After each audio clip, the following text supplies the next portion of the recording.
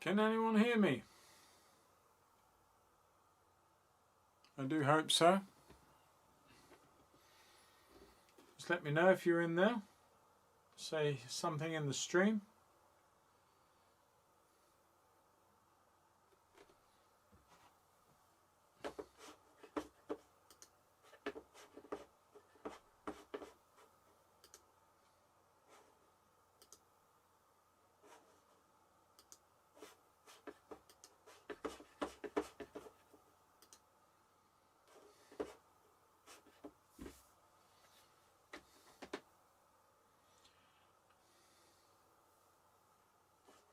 Good evening, everybody. Hi, Wendy.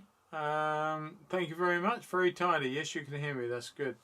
Yeah, we've been, Barnaby's been round with his girlfriend, and the three of us have been working on lighting and everything. So it has changed, and I hope for the better. Good evening, Derek. Nice of you to join us. Just give it a little while, let everybody catch up and come in.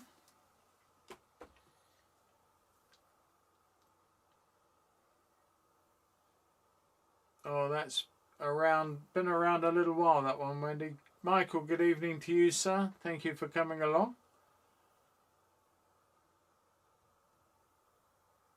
So I hope everybody's had a tremendous weekend. I know it's Monday now, but hopefully everybody's had a great weekend so far. And yeah, now we're into the next working week, I guess. Anyway, there you go. Right, we are 8 strong and climbing, I hope. Still a few people missing. I think, if I'm right in saying, John from Piccadilly had to go back to work this week, so we may not see John until a bit later. I'm sure he'll turn up. But yeah, if you are one of the 9, 10 now watching, and you fancy just tapping the keys and saying hello in the chat, please do. Be nice to welcome you to the live stream, and so that we can enjoy each other's company, and I know who's watching, and that's always great for me to know. So if you are there, and don't be shy, just tap your name and say hi, and I will say hi back. Ken, good evening to you from Melbourne. You are up early again, sir. You have to be. Yeah, I've had a good weekend, Wendy. Well, as I say, I spent my entire weekend editing some film for Patreon, and I have also been stripping out everything here and sorting out in the train room as well. Ben, good evening to you, sir. Thanks for joining us. We will get underway very, very shortly. Is Judy joining us tonight? I hope she is. She may be. Some of the regular faces are not here yet, but we are climbing. So as I said just now, if you are, there are sort of 1 or 2, there's about 4 people that have said hi on the chat. If you're not one of them, but one of the 13 watching, then please don't be shy. Just tap your name in and say hello, and you don't have to say any more. You don't even have to say that, but it'd be nice to welcome you and nice to know who's watching. John, good evening. You made it tonight. That's great.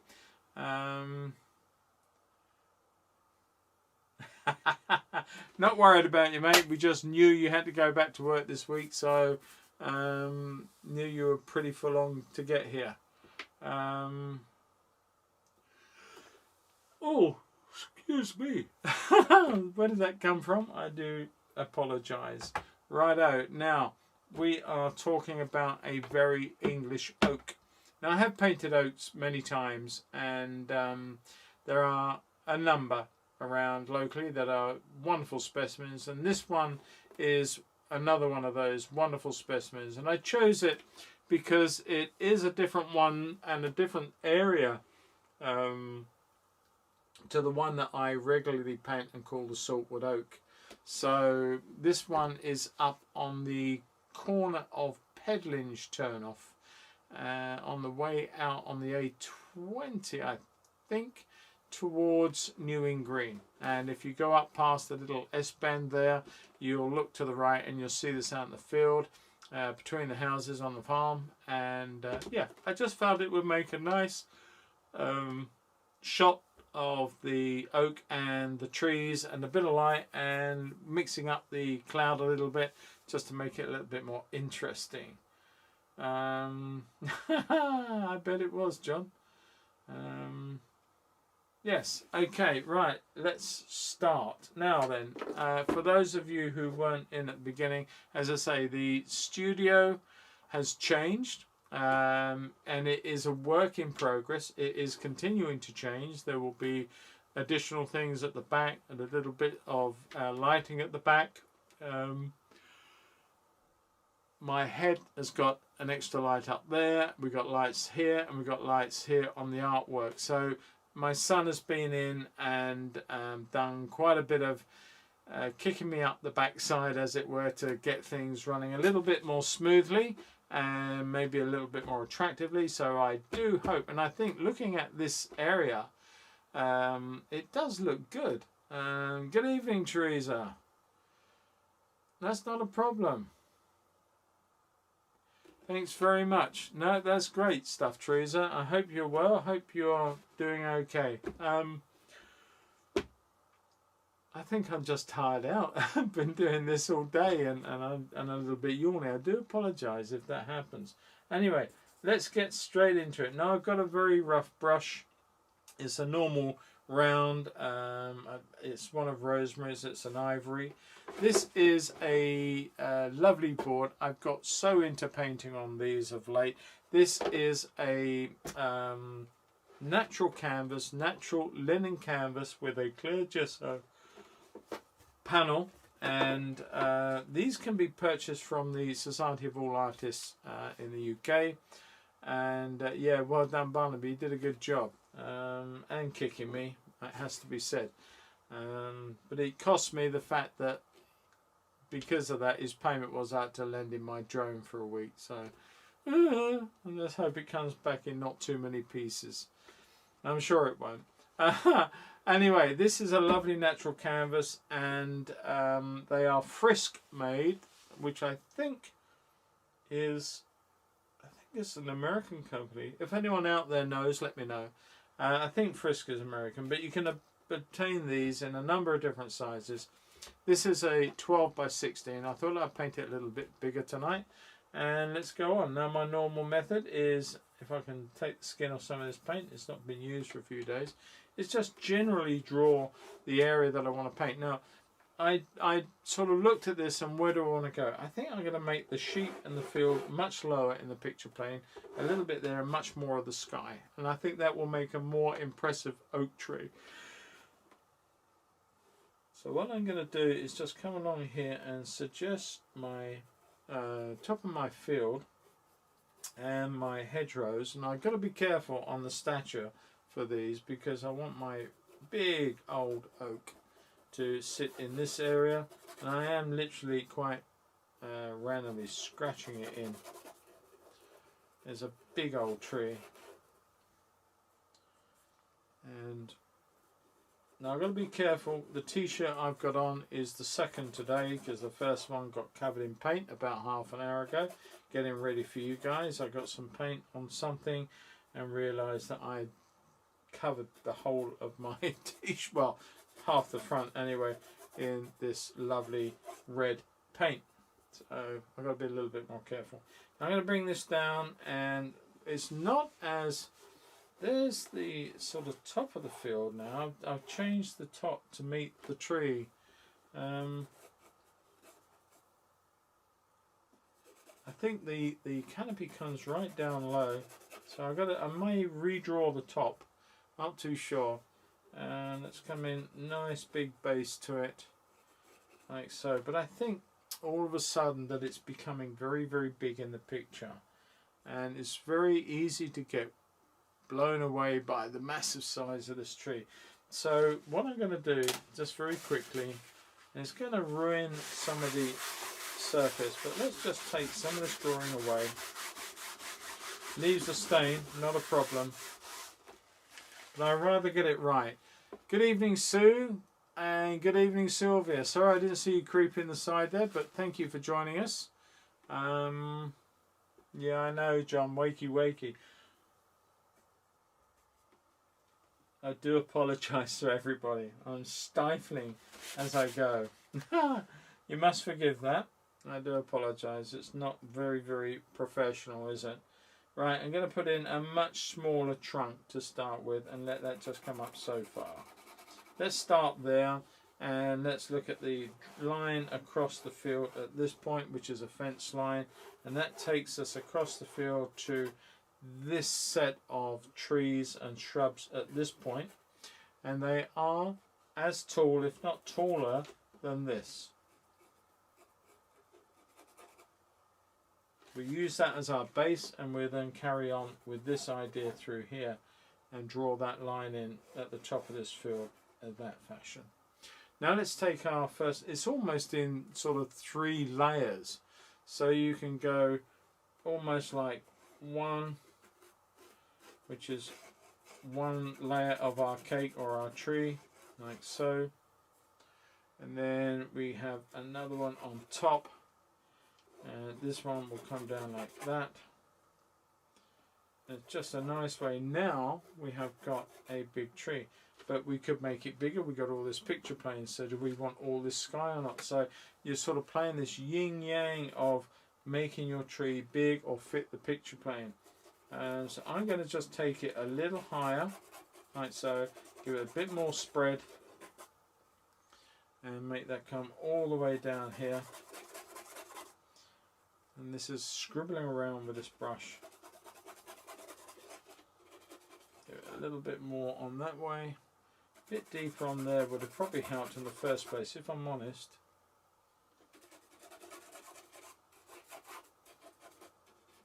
Don't want to take it too far this way because we don't want to get too close to the edge of our picture.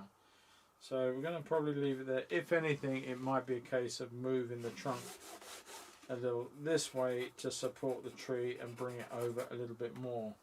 The beauty about this surface, you can see that the way that this gesso is quite shiny, it really works. It's a lovely surface because look, if I don't like the drawing, I can quite literally rub it back and carry on. It really works that way.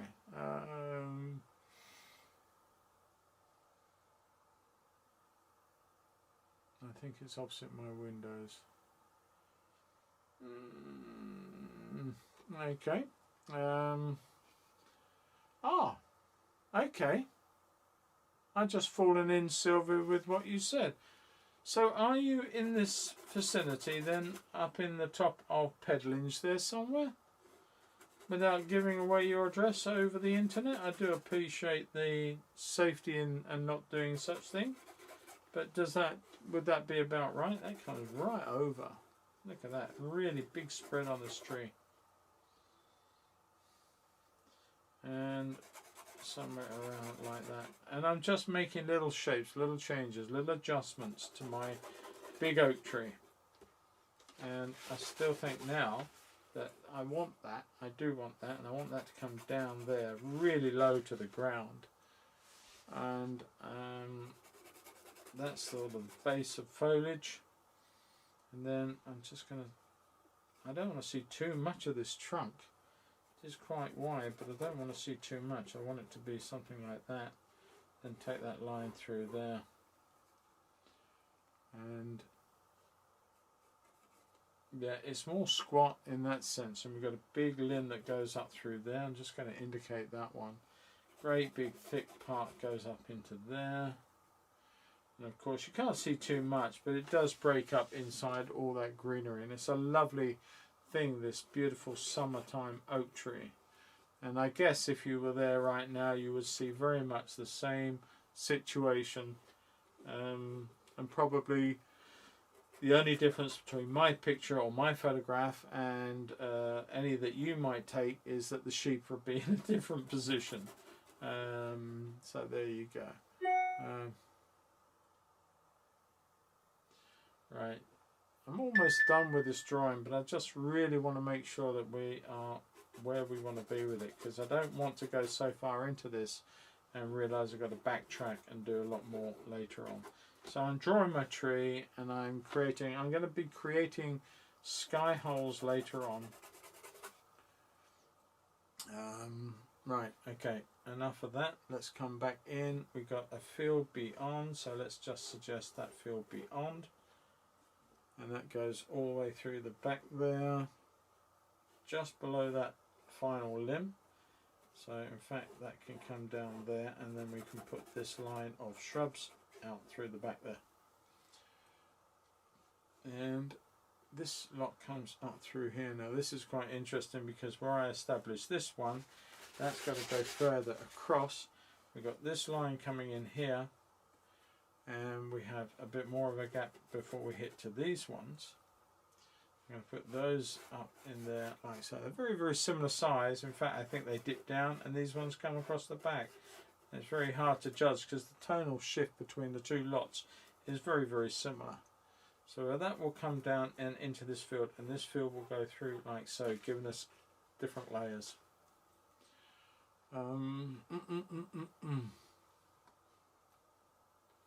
Lots of sheep in the backfield, and nice posts that I'm just going to indicate so I don't forget them later on. Just a few fence posts, and then we got our sheep shapes in here, and I am just going to indicate them. I'm not going to try and paint individual sheep right now.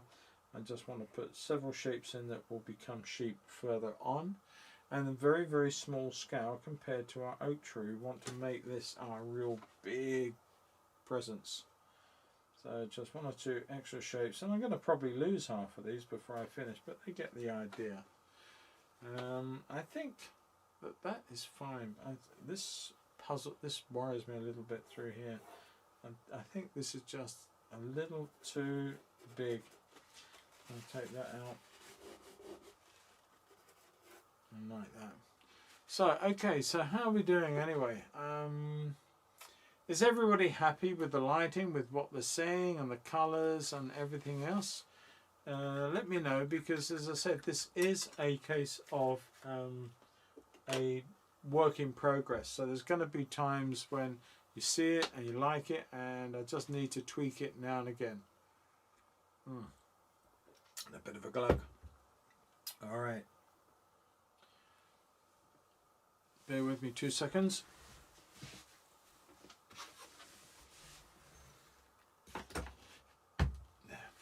Okay, sorted. All right, so now I'm going to come in with some sky, and I'm going to use a much bigger brush for this process. And I will come in and I will use my nice, just about still nice, it's getting a bit worn and tatty now, is my dagger brush. So for the sky I'm going to be using, I'm going to start off, I'm going to clear that out so I don't get anything on there. So I'm going to come in with some ultramarine blue, and I'm going to put that like so. But I want to retain the depth of colour in here and hold it down against all of this light. So I'm going to put in a little bit of cadmium orange. Now that really corrupts that blue, as you can well see. I'm going to come in with a bit more of the blue. I'm just going to try that in at the top here. See how that blue sky is blue, but it's a really corrupted, dirty blue. But it does work. It holds it in. Now I'm working hard to cover this canvas. This type of canvas is a little bit porous in a sense. You think it's not covering, and it will leave little holes. And if you're careful, you will be able to sort those out. I've got a little bit of dirt from scum on some of this paint. This paint was used the other day for another painting, of course, and I haven't actually replenished the board yet, so I just added a few that are a little bit on the sort of almost empty.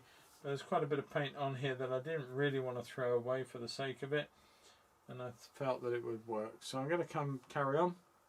Am I missing anything on the chat? It seems to have stagnated. Let's just check. No one said any more.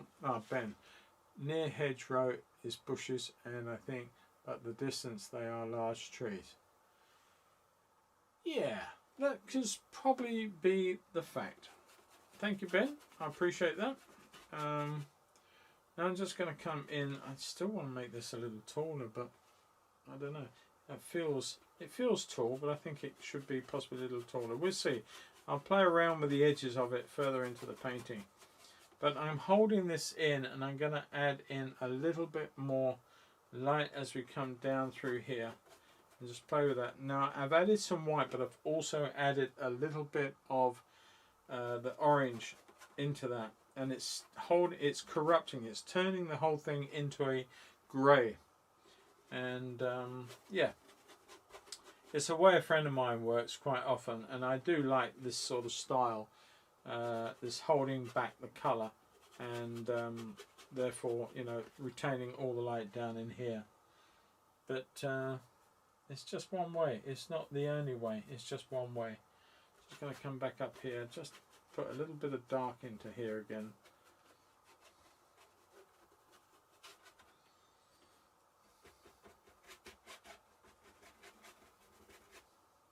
Maybe a little bit more moisture just to make it move.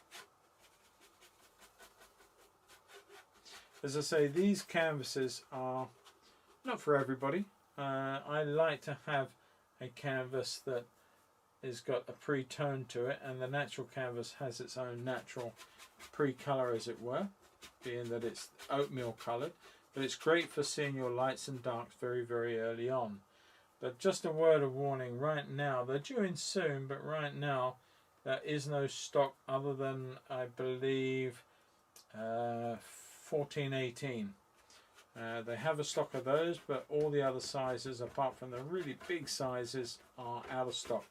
But I do believe that there is stock due in the next fortnight. So hopefully, I've got a load on back order, and I do know Wendy's got some on order. Hopefully it won't be too long before there's enough for it to go around for everybody. Just going to come in down with a little bit more orange and a little bit more white, just as we come down towards this tree line. And that will work really nicely because the orange will start to influence the greens. So I'm just going to come in. You see the orange in the bluish and the white really acts as a sort of a dirty old grey, grungy old grey. I'll take that into here. Take one or two bits of light into the tree itself. We can always come back the other way. It's not a problem. None of this is a worry. We just keep moving the paint, and we can come light and dark. I think that there should be an overall balance, although the predominance of canopy is on this side of the tree. There's a slightly off-centre shape to the trunk, so we'll bear that in mind as we go forward.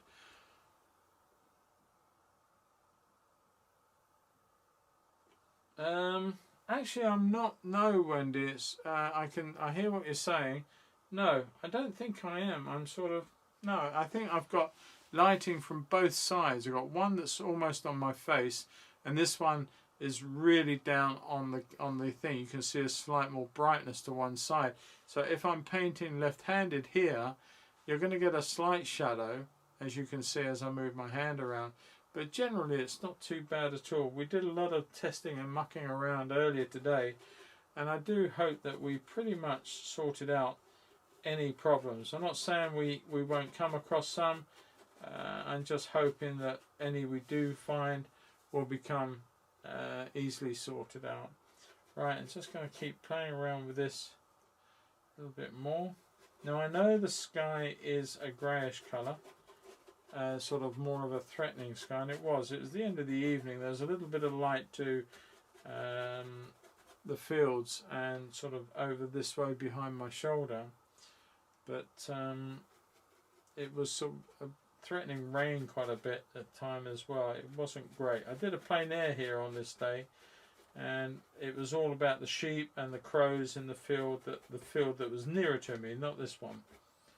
So bear with me while I just really knock this sky into shape. I come in with a bit more orange, I think, just to lift some of that. Make a little definite move towards the orange. Quite like that. Let's leave some more. Let's put some more in on this side so we create a balance and a harmony between the two areas. Let that go up.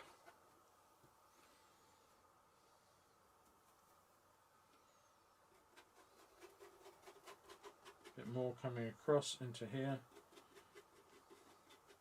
You can see that orange change and influence against the blue.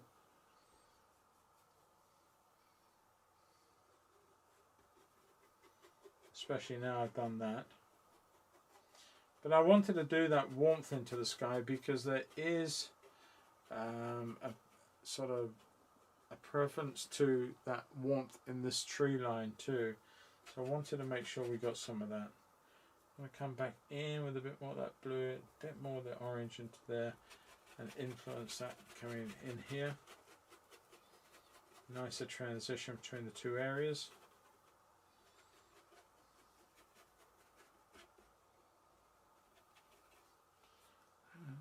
Charge a little bit of blue up into the top there. Just a little bit of neat ultramarine blue. Varying it up a little bit more.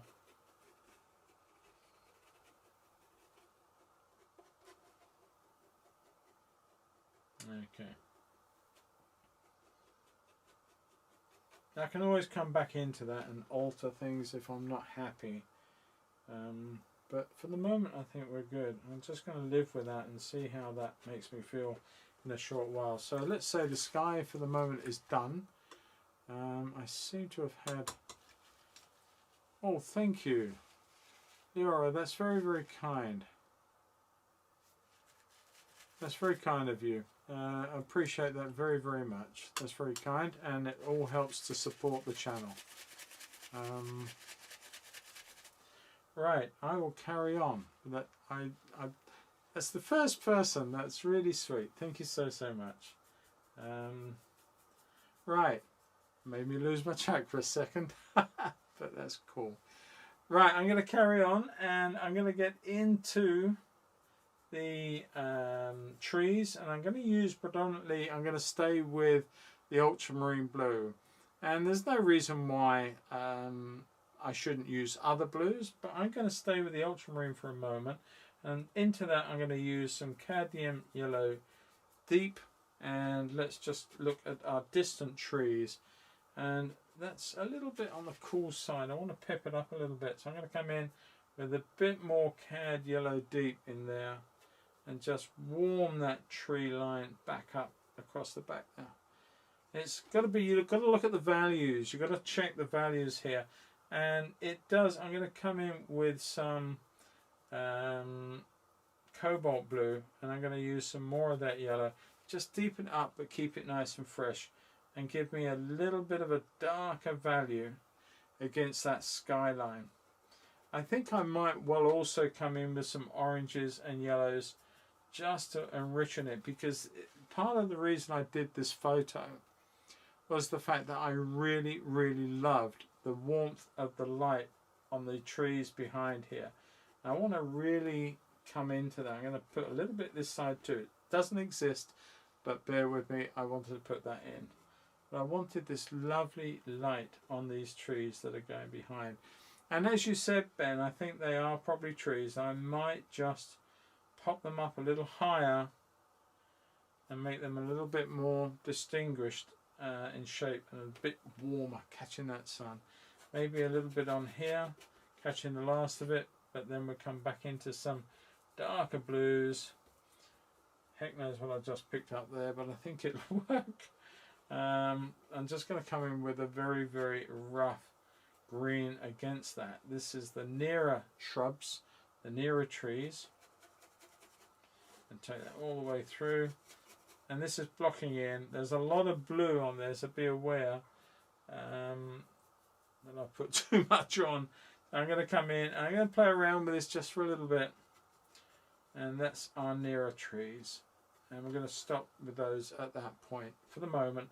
Now let's come in and add some weight to these. Now these are much further back, and I need that, although looking at the photograph there's not a lot of there's not a lot of difference in tonal shift between the two sets of groups of trees. But in the picture, you need to make sure that you do have, you sort of lying about the aerial perspective on these two. So this is going to, oh, not like that though. That is not going to go down well. Let's add in a little bit of red in the form of Venetian red or Indian red. And let's just take that back down. Let's run that through. And I'm going to eat into that. Don't worry too much. But I just wanted to cool off the darks on this set of trees and shrubs in the further distance. Let that come up. And I wanted it, it needs to be quite dark through the back here so that I can make play on these ones. And it does sort of tend to mingle. This is what was confusing me in the first place about these two sets. But I'm going to carry on with that, and hopefully we won't be too far off the mark. And actually add a suggested canopy here and on this one through here, and see what that looks like further on. In the meantime, I'm going to cool down some of this in here. This area here is actually quite cool. I think the tree here is creating the shadow casting across there. There is a little bit of a shadow through here. I'm guessing that this lead set of trees and bushes right near the oak are somewhat shaded, and therefore they're going to demonstrate a much cooler set of colours, more blues, more subtle hues. Now I've got to say that I've been saving this. Well, I say I've been saving it. I've not been saving it because it was only actually done. Cheers, Jim. Bramley, good evening to you. Okay, Jim. Well, thanks for joining us. Yeah, the haircut was down to my son too. Those of you who haven't been at the beginning of this, my son and his girlfriend came today, and we've been working on a lot of aspects of my video in this last week. From there's one right there. I've got to say, all the I keep coming out with. I've got to stop saying I really have, honestly. I'll tell you a little story as we're painting, but that is just one of the things. And those of you who follow me or have followed me a long time on Sanding Junction, which is my railway videos and my model railway channel, you will know that if you look at any of my videos, I say so many times, and I keep doing it. I've got to stop doing it, and it's really not great. So one of the methods that everyone tends to do it, lots of people go because it's just a way that people talk, and so it's a pause, and you sort of recollect a quick bit of thought, and then you move on with another bit of dialogue. And that's what I've been doing, but I just say it so many times. And Barnaby said that if you look, you've got to cut that out. So when you see my latest train video on sandling, you will notice a lot of little jump cuts. And that's fine. There's nothing wrong with that. It's a little bit unusual if you're not used to that sort of thing, but it apparently seems to be the thing to do. And so that's what I started doing. So that happened in my last video, and I've got to say that, and also the fact that my son told me my thumbnails for my videos are not good. And when I looked at them, and I looked at those of many others, and I started doing a little bit of studying on the big YouTube channels that are out there doing all of their stuff, I suddenly realized that, yeah, to be quite honest, my I don't know again that my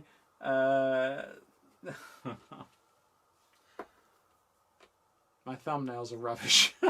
So with that, I set about changing it, and again on my train channel 1, you'll notice that my last thumbnail was quite a bit different to the ones of the norm. And also I've got to say, yeah, all right, John. Yeah, I know they are, but It doesn't help when, do you know, I don't know if you have seen my latest one on sanding, John. If you have, you've got to know that I edited out of a, whatever, I think it's about a 20 odd minute video I did, and I edited out 1.5 minutes, just 1.5 minutes of throughout this video. 1.5 minutes of time just saying Couldn't believe it when I worked it out. It was terrible. Anyway, I digress. Please forgive me. I'm just adding a little bit of distant dark into some of these trees behind, just tapping the brush randomly to create the little facets of lights and darks against the foliage, but I don't want it to go all the way up the top. I'm going to creep 1 or 2 up to suggest breaks between one tree and another one, but predominantly I want this really sort of light on top, but not, this can't be too light. It may be that I've got to create a different value through here to give me the light on top but enough dark between the two areas, and that's just to play around with different values. I'm going to come in with a bit lighter green, just a little bit of white, just playing around, and I haven't changed my brush. I'm just adding a little bit of a cooling accent to these distant ones as they go down and away. They will get lighter down, darker down here, as we can see, but they're a little bit light underneath 1 or 2 things. One thing I'm noticing is that the colours here are being blasted by this light to one side, so it may be something that we have to look at, or it may be just something that I get very used to, and it doesn't present too much of a problem moving forward. Little bits. This is all very, very new, so if I suddenly keep diving to one side, you understand why. Now, Ben, what are you saying? I see there's a bit there.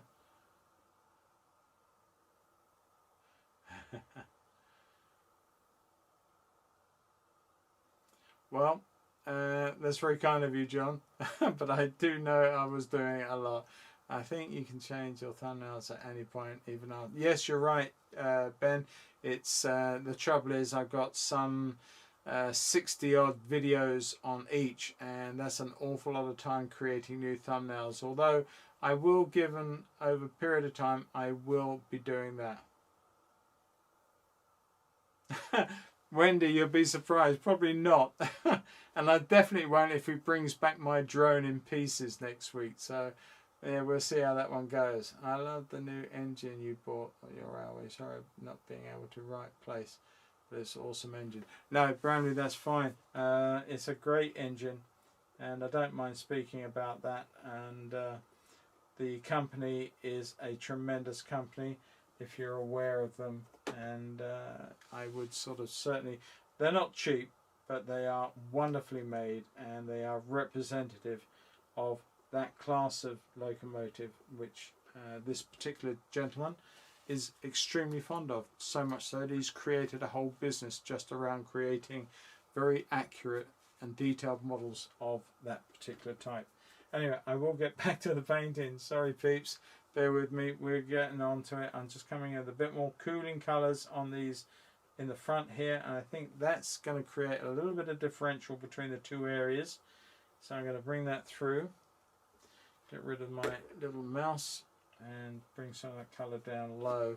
But it's going to get dark very quickly, so for that I'm going to come in with a bit of umber and some more of this blue and a little bit of red, and then I'm going to come in with some of this lovely blue, this green, sorry, and I think that's not going to be strong enough, so I need to come in with some red, some cad yellow deep, maybe even some of the oxide of yellow. Now let's see where that is, then we're going to come back. All about the mixing, we're going to really get this right and keep playing around. I've lost my blue, and that's half my problem, so let's pour out some more ultramarine blue. Didn't take long for all that to go. There we are, a fresh puddle, and carry on. Just wanted that to be quite a rich dark being in the foreground. So let's just come through here nice and dark. There you go. Another great dark you can do for distance darks and greens, if you want to, is to use a blue black and lemon yellow. Now they work very, very well together, it's got to be said. And the thing is that if you want, you can mix blue black very, very simply. All you do is you use ivory black, okay, and ultramarine blue. That is essentially all blue black is. But the thing is that if you're doing a lot of this and you keep remixing the paints, then you can never quite get the same mix of blue black. So one of the ways around that is to buy a proprietary brand of blue black. The only one I know is Winsor & Newton. They do a blue black. I do use it. I've got some here somewhere. But blue black is literally ivory black and ultramarine blue in a certain mix. But at least if you buy a proprietary blue black, then you have the same mix of blue black of the two tones or two values on each occasion. And then you can go off and mix that with as much or as little sort of yellow, lemon yellow, and indeed other yellows, but it really works very, very well with that yellow, as I say. Come in now with a very deep dark green. This is going to be the base colour of my oak tree, but you see the edge of this, I'm just tapping it down. I'm already creating the leader edges to my tree. They are quite dark and I want them to remain dark, so I'm going to actually do this. Now I'm going to have to do very, very little extra painting. I don't want to make it so like the ferns. I've got to be careful of that, so I can turn it up this way and I can tap the upward growth on the branches, but we've already created beautiful branches on our tree. And I'm going to come in, and there is white sky poking through. That's not a problem, we will work for that. And I'm going to get this dark down while I've got this colour. Take it all the way through to this side too. And again, I'm going to tap it out as I was doing just now.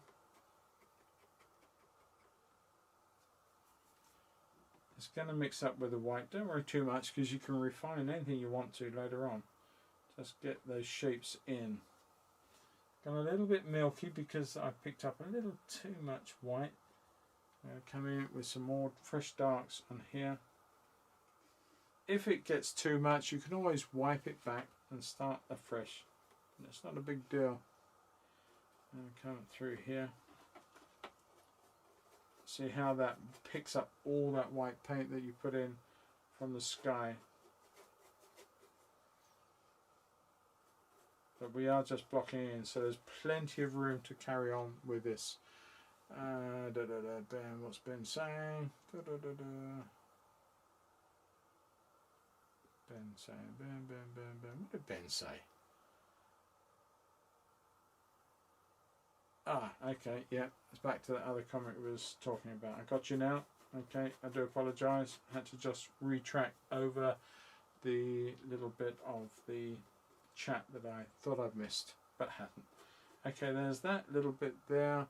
This joins this part and comes out a lot more. So I'm going to have to, I think, take a little bit of that off. Take the power out the white so that I can come down where I want to with that colour. You can see how the white spreads and causes chaos where you don't want it. So just be mindful, like so.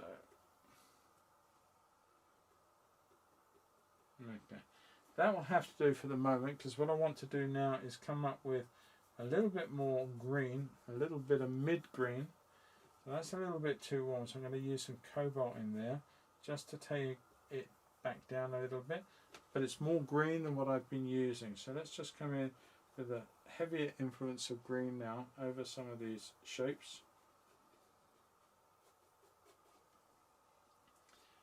And all the way out through. I don't want to lose all my darks. That's the thing. There's a lot of lights to go in, but there's also a lot of dark facets. And what you've got to bear in mind about a tree, it's not just that way. It's that way. It's that way. And so many people, when they paint a tree, they paint a very flat tree. And you've got to be careful of that.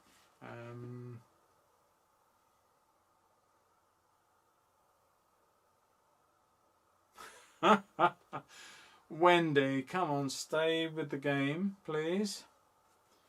I'm just going to come in with the lower parts of this tree here, and I've got to stop it not looking, I don't want it looking like a conifer, so we've got to be aware of that, and then put in the trunk down here very quickly. Nice heavy trunk. It splays out more this side, and I may come back into some of that. I want to get some dark in here too, the dark of the hedges or the trees in the distance, just a little heavier through here than I've got, and this whole area here goes off into darkness on the underside of there, so that really does go across and join in, and there's dark all the way through this form. Lost a little bit there, we can put that back in, just coming up to and including that area.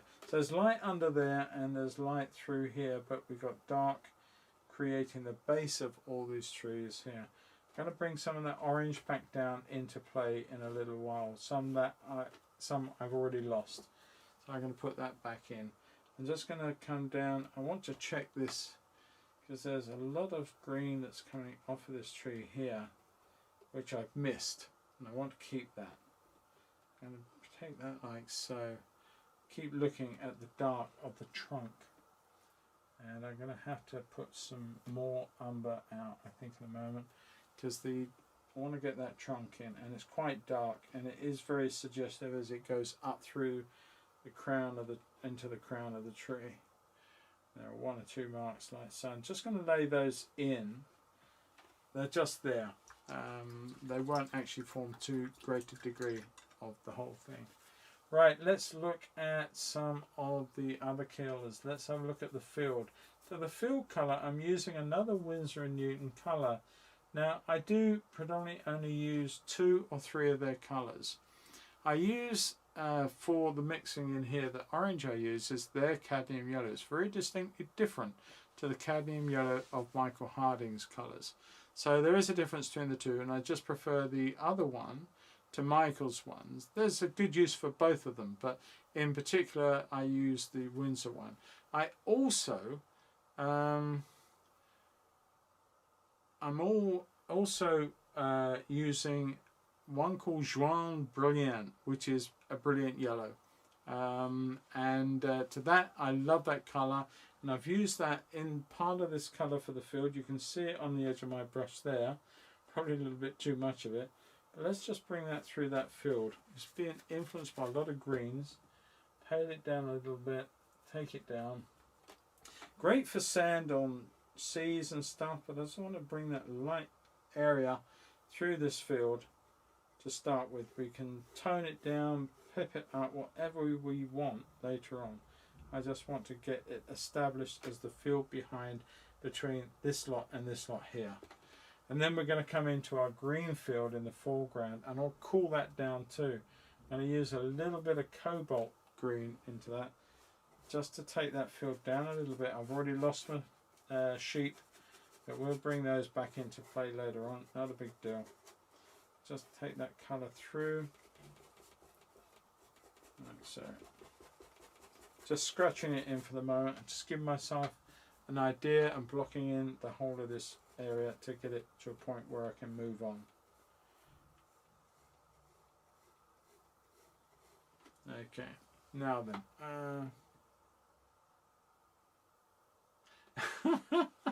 Joan, we will talk very little about snow on trees.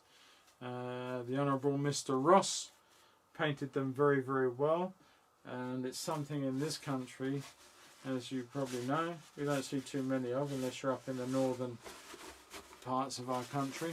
But down south, I don't even know what snow looks like.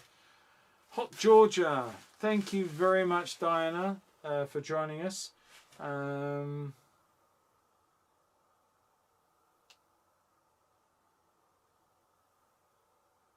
Okay, Leora, that's fine. That's great. I do have 1 or 2 Williamsburg colours. I haven't used them for a long, long time, but I do have them. Got to be said. Right, I'm just going to carry on blocking in. There's a little bit of a hair. And literally I'm just scratching over the surface just to give a preliminary colour cast to the remainder of this canvas. So it's a very, very soft look to this whole thing.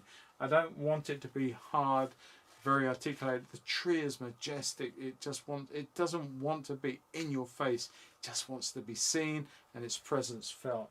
And that's what I'm hoping to achieve. I'm going to start coming out with a bit more light in the top of the tree and just give that top branches. Oh, something happened. I don't know what that was. An unusual noise on my phone. I do apologise. I will come down. This is getting quite old and splayed. So what I'm going to come down is I've got a small one and a, not that one. What I'm looking for is just a small, yes, a nice medium small filbert brush, which will just come in and I can tap away into some of these shapes very, very loosely. Just keep it moving. I think that is getting a little too light too quick, so let's just come back with some cobalt blue. Let's just take that green back down a bit. I'm going to push some of that dirtier green into place. Just bring that back in. A little bit of dark into there. Very, very quickly. Now let's come back in. I think that's going to be blue, and I want to put in some cadmium yellow deep. I think the thing about the more lemon you take your cadmium yellow, when you've got cadmium yellow deep, there's a lot of warmth in that, a lot of reds in that, so it keeps the greens very acidic, very alive, as this late evening sky or look is giving. The more you put in medium cadmium yellow light, cadmium lemon, the more cooler you're going to make your green. And that was just that just got a little bit too cool very quickly. So I'm just coming back in with making that a bit of a mid-green and just tapping across, creating little facets across the top of my tree and into the sky. Tapping little bits of information and suggesting that there are branches moving off and out into the sky area. I don't want it all to be samey, so I'm just trying to create a very different surface. Tapping away. That's all it is. Random taps.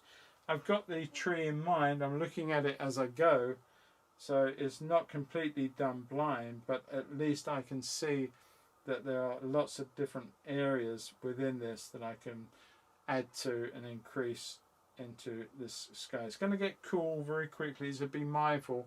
Don't tap too much into that white because it will just pick it up and leave you high and dry with a very milky, dare I say it, Joan, a Bob Ross tree full of snow on it. You don't want that. Not in this one anyway. But there you go. Alright, I'm just going to change the shape of this limb. It splays out a little bit. And if you saw some of my paintings recently I put up on my Instagram offers, I have sold several of these trees. I did a couple a few years ago, and they recently sold, and it was nice because they had this very soft look to them, and I really liked that because it just was warm, it was summer, it was everything that you want it to be. So I was happy that I did those a few years ago, and even happier of course when they sold recently as part of the pledge offer. Just tapping one or two extra lights. There's a big whole side coming this way. One of the greatest trees I love to paint is an African tree called a baobab tree, and that has the most unusual limbs going. And to create that looking, because it comes this way, it goes that way, it goes all ways, and you know you've got some that come across towards you then disappear back out to the side, and trying to recreate one of those is not an easy job.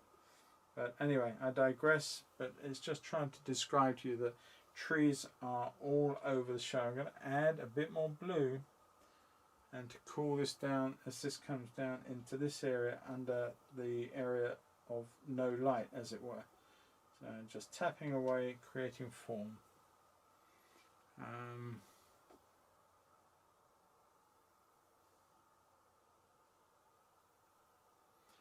Yeah, I actually, last week's watercolor, Diana, was literally painting figures in a crowd. I do a video every Friday on my channel, and I have my Patreon, which a lot of people are getting involved with now, and that too I am adding to all the time. Just going to bring that through there just to break up that limb.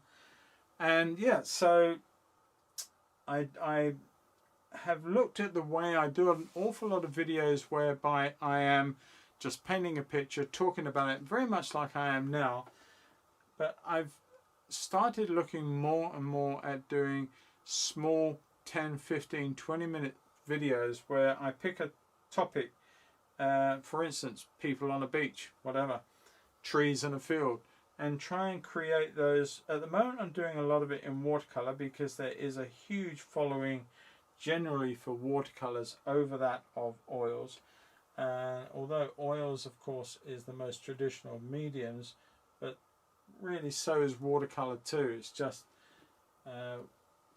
I do both, and that's fun. I've got no problem with whatever, but there seems worldwide seems to be a much greater degree of people loving to get involved with watching watercolors over oils. We will address that. We will sort that out. We'll go for world oil painting domination. Oh dear, I'm being silly. Anyway, I'm just tapping around again. I'm bringing this quite cool down this side. I want to get it quite dark too because I want that to really punch out against those trees in the background. So it's just playing around a little bit. You don't see when you get the tree against the sky or against the lighter background, you see a silhouette. But when you see the colour in the tree, it's because the dominance of colour behind it is darker. It's allowing you therefore to see the lighter values on the face of the tree against all those dark areas that are within the tree. So it's not so much the tree, it's the degree of light source that you're seeing different colours. Just building this up slowly, and it's going to take a little time, so I'm working as fast as I can. So I don't want to put too much in the wrong place because that means I've got to strike it out and start again. I don't want to do that. I'll try and work this and get it right first time. Putting a little bit of oxide of yellow that's got a load of skin on it. I should have really thought about just tearing up this colour and starting a fresh mix, but I didn't, and it may cost me. I hope it doesn't. Right.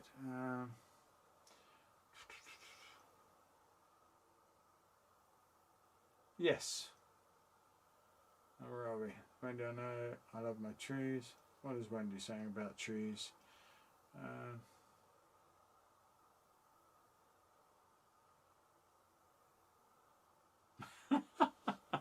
Well, Bramley, I don't mind that, but I hope you don't mind if I don't do it quite running through the tree. I could do this one, but it would have to be a little RH and DR steam train, and they're the ones I know best. Unfortunately, I don't get the chance to get out and see lots of different trains. I wish I could.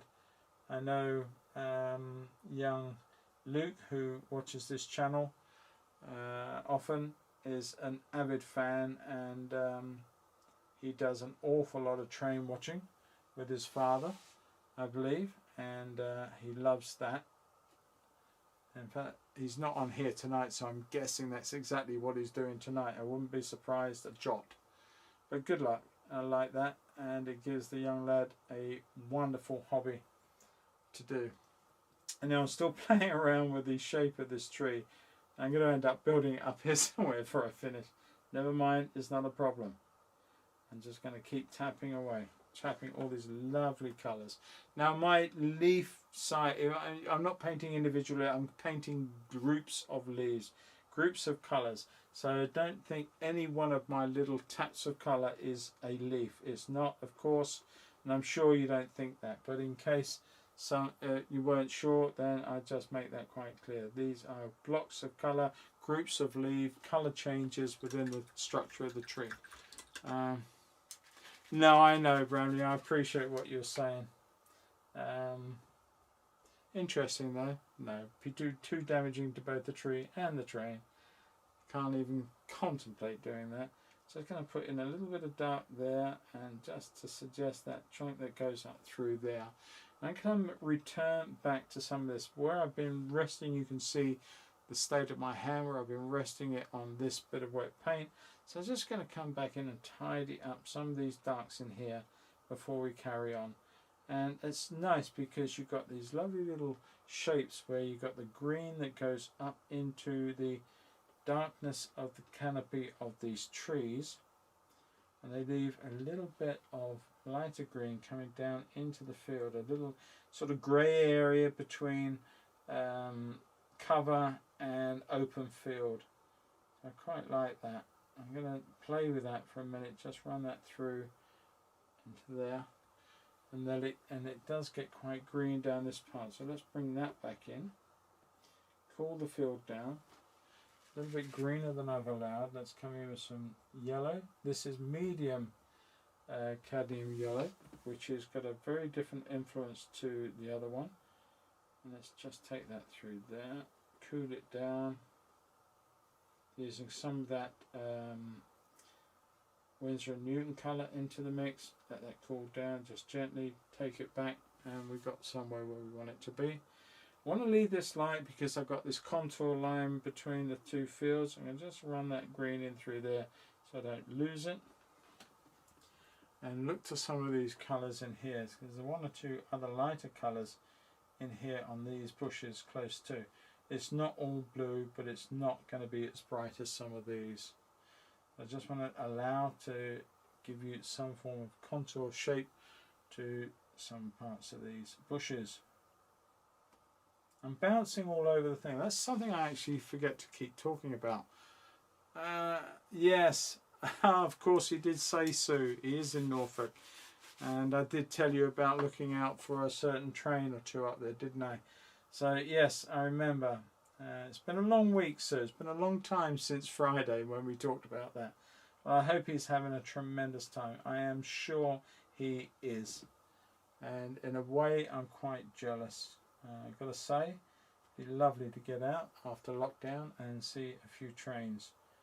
But seeing as I didn't see many before lockdown, I can't really complain that I'm not seeing any after lockdown, or as lockdown starts to ease.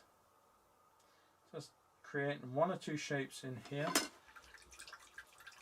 and I want to warm up that lot in the background. So I'm going to go back into my yellow, my cad yellow, a bit of the green and a bit of the orange. Just see where that takes us. And it might be darker, might be richer. I think richer is better. Now as the light goes down and the sun does become rich and warm, then the colours start to saturate. If you look at anywhere, if you stand and watch, even after the sun's gone down on something, when all the colours have become saturated, they become more deep and more sort of impressive, as it were. Watch them and see how they ignite colour, and it's really great because we assume that the brightest or the best part of a sunset is the sun going down, but often a magical time is after the sunset has gone, the sun has disappeared. That can be marvellous too. I don't know how I got onto sunsets. I really don't. But hopefully it makes some sense. I'm just going to bring some of this here so we get a little definition between this area and these ones here. So that's what I'm doing now. Just going to eat into the negative space, and you hear me talk about negative spaces a lot. I actually was going to say something about yeah, I forgot. I've done it again. I was going to say something. I completely forgot what I was going to say. It may come back to me in a moment. If it does, I will talk about that. because it's quite a relevant little situation to talk about. So I'm going to take that and make that a little bit cooler and darker through here. I can see it in the picture, but it's not on mine. Just going to give that a little bit of a darker line through there so that we can see that there's a light set of trees behind these ones in the foreground. Although some of these are picking a little bit of warmth, if I go too mad with that warmth right now, it's going to confuse the distant area between the two. So I'm quite happy to keep this darker, cooler as this goes around towards the oak tree, and keep what's behind it somewhat livelier and warmer as it's still catching the rays of the sun that are not influenced by this. Alright, so we've pretty much done these areas now, and I'm going to leave this field here to the end, not for any other reason. Thank you, Wendy. And it actually, and I'm not just saying this because you said that, as you said it, it did come back to me what I was saying. I'm going to talk about that now. But I'm just going to have a little bit of a glug between. And before I forget it, and before I start talking about that, I just want to come in with some of this orange into these trees that are well behind this one. And I'm going to literally, I'm only tapping colour, and yet it's the illusion of the colour tap that creates the sense of behind, in front, or whatever I'm trying to do. I just wanted to bring a little bit of the orange to suggest that these are the trees that are behind the oak itself. And then if I want to bring any of the oak down further, darker, I have. But it just gives me that room to play with. Maybe a little bit on this side too. Just got a little bit forgotten. Just tap one or two areas in there. And this is literally, quite literally painting the negative space between the two trees. Like so. Alright, yes, I was talking about bouncing. One thing I believe in, that there's a lot of people out there that when they paint a picture, they start up in one corner and they keep going all the way through until they finish up at this corner. And there's nothing wrong with that except for one major thing. When you're painting, you're always learning. Every time you mix a colour, every time you... That'd be my phone. A friend of mine says that, it happens to him. I'm going to leave it and ignore it. I don't know who it is or what it is. But anyway, forgive that. Hopefully it'll stop in a minute. Yes, please stop. It seems that it doesn't want to stop. Anyway, I'm going to ignore it as best I can. Hope you can too. It stopped. Great. A lot of urns. Oh no, please. Forgive me.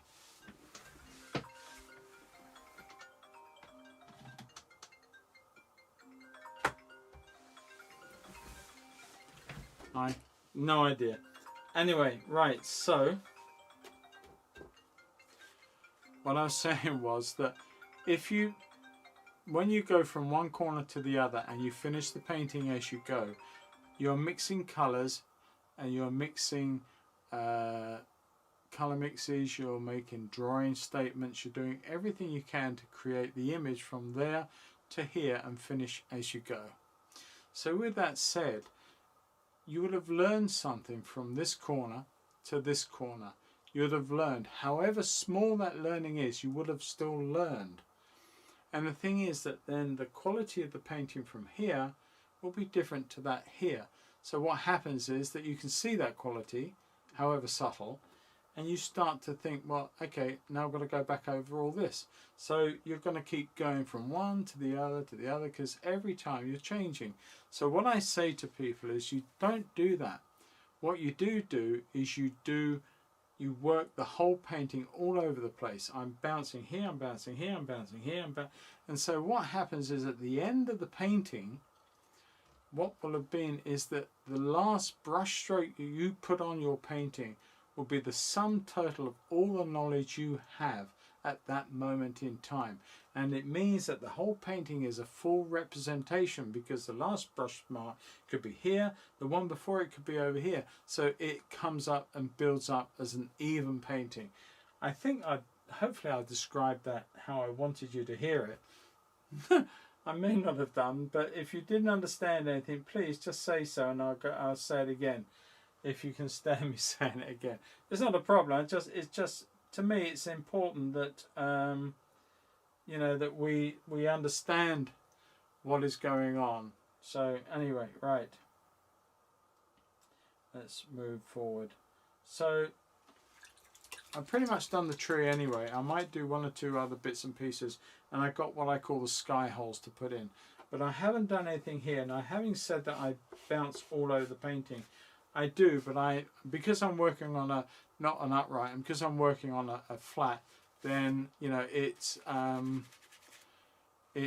a case of leaving this to the last part, I'm afraid. So, because I'm going to wreck it otherwise. Now then, let's just catch up with the chat for a couple of seconds. Oil paint is so much more forgiving and media than watercolour. I started with watercolour, should have started with oils instead. Leora, that's a good point, because many people they start painting and they don't paint in oils because they feel that it's a really dirty, messy, smelly more than anything else medium to work in. And maybe once upon a time that was the case, but it is not the case these days. It doesn't have to be that way, and so you can actually work much easier in oils these days. Definitely a lot of people, and I find this often, that people start off in watercolour. They think that it's cheaper, but it probably isn't, to be quite honest. They think it's easier. Actually, the ease comes from being able to get it out and put it away easily. Other than that, that's where the easy in watercolour stops, because watercolour is so exacting. Watercolour is so unforgiving. Watercolour is one of the hardest mediums to learn. So with that all said, you know, you sort of got to really work at all of it. And I think the biggest advice I can say to anybody, depending on how deep your pockets are, of course, is to be able to afford all mediums, or as many as you can, and practice all of them. Get involved with all of them, and that way you learn so much more about the medium itself, but at the same time you are doing the same aspects of the painting. When you sketch, you draw, you understand the drawing, you understand what you're doing, you understand about colour. The only difference is the medium you're using to achieve it, and that can be very, very good for you, is to keep swapping around mediums and learning all about the different ones. And now let's say I have a bad habit of overworking watercolour. Well, Diana, I've got to say that is the case with an awful lot of people, and I'll stick my hands up to that too. We can all overwork a watercolour, and you are always, when you're painting in watercolour, you are always one brush mark away from too many. Just remember that, you know. And the thing is with watercolour, and the same to a point with oil, is less is more. And sometimes by overworking, it's adding too much detail, adding too much information, when you can actually put much less in and get away with a lot more with that, and be more expressive, fresher, and come up with a painting that is quite exciting and without wrecking it. Now, Jim, what are you saying? I said earlier, I think some lower branches need to be nearer the ground to make this look grand. Yeah, I haven't got that far yet. No, that's fine. I appreciate that. I haven't forgotten the lower branches at all. I wanted to get all this information in first, guys, before I started bringing those branches in. But yeah, it's a beautiful old tree, and we've got to bring all that into being further on. So I'm going to come in and let's satisfy that right now. Let's come in with some real darks in here. One way to get a real dark is to come in with some, if you want dark colours in any colour, is not to use opaque colours. You're never going to get a good dark with opaque colours. So what you need to do, and I think I've got some here, and I will use it just to show you and demonstrate you, is using transparent colour. And if you use a transparent red, blue and yellow, then you're going to get as close to black as you're going to get. So let's just demonstrate that. Here I've got some Indian yellow. I don't know if you saw me put that on the palette. I don't know if you can see that on this palette. You probably can't. But I've got Indian yellow. I've got phthalocyanine blue, which is a beautiful blue, and it is a transparent blue. So that is there. And then of course the red that you want to use will be magenta. So let's just put those together and I'll try and show you what I mean.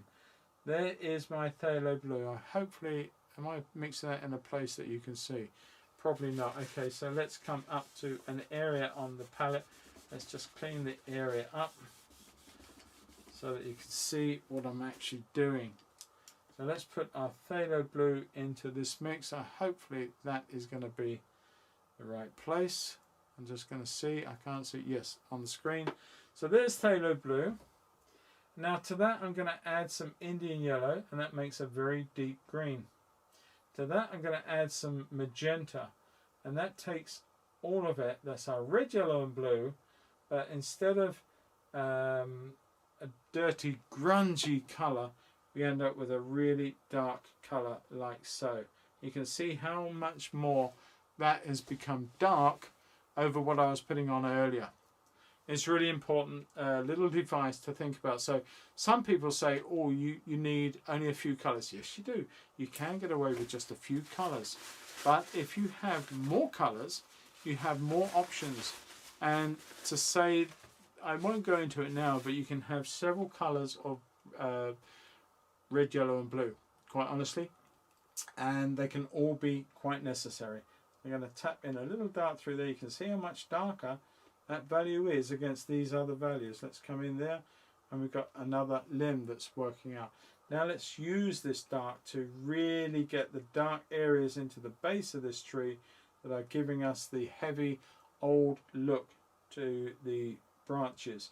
Now I'm going to tap in, and I'm just going to make them come really, really low to the ground, like so.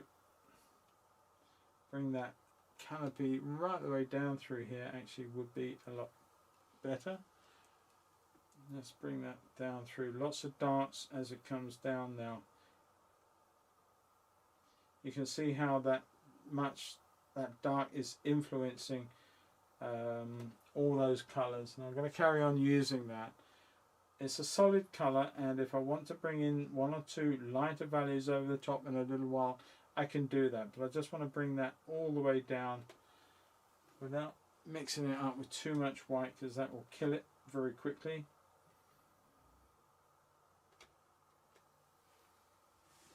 And let's do the same on this side. Let's bring that and influence right the way through, very low down.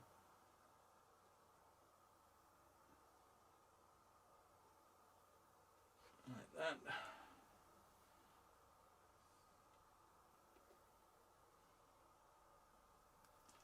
Talk amongst yourselves. Just looking at the drawing and seeing where I need to go with some of this.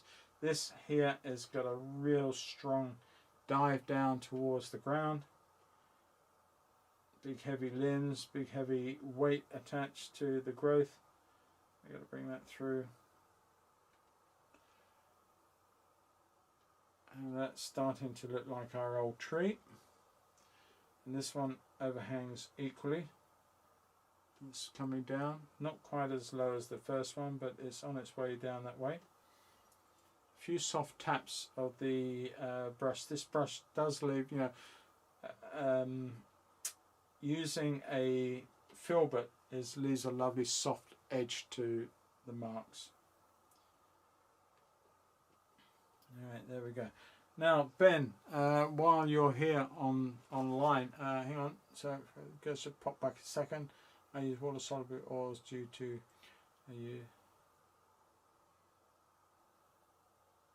well, I've got to say, I'll come back to Ben in a moment, but Joan, while you're sort of thinking on that, yeah, it's a very, very funny thing. Water soluble oils, when they first started appearing, I had to say I had a little chuckle, because to me that is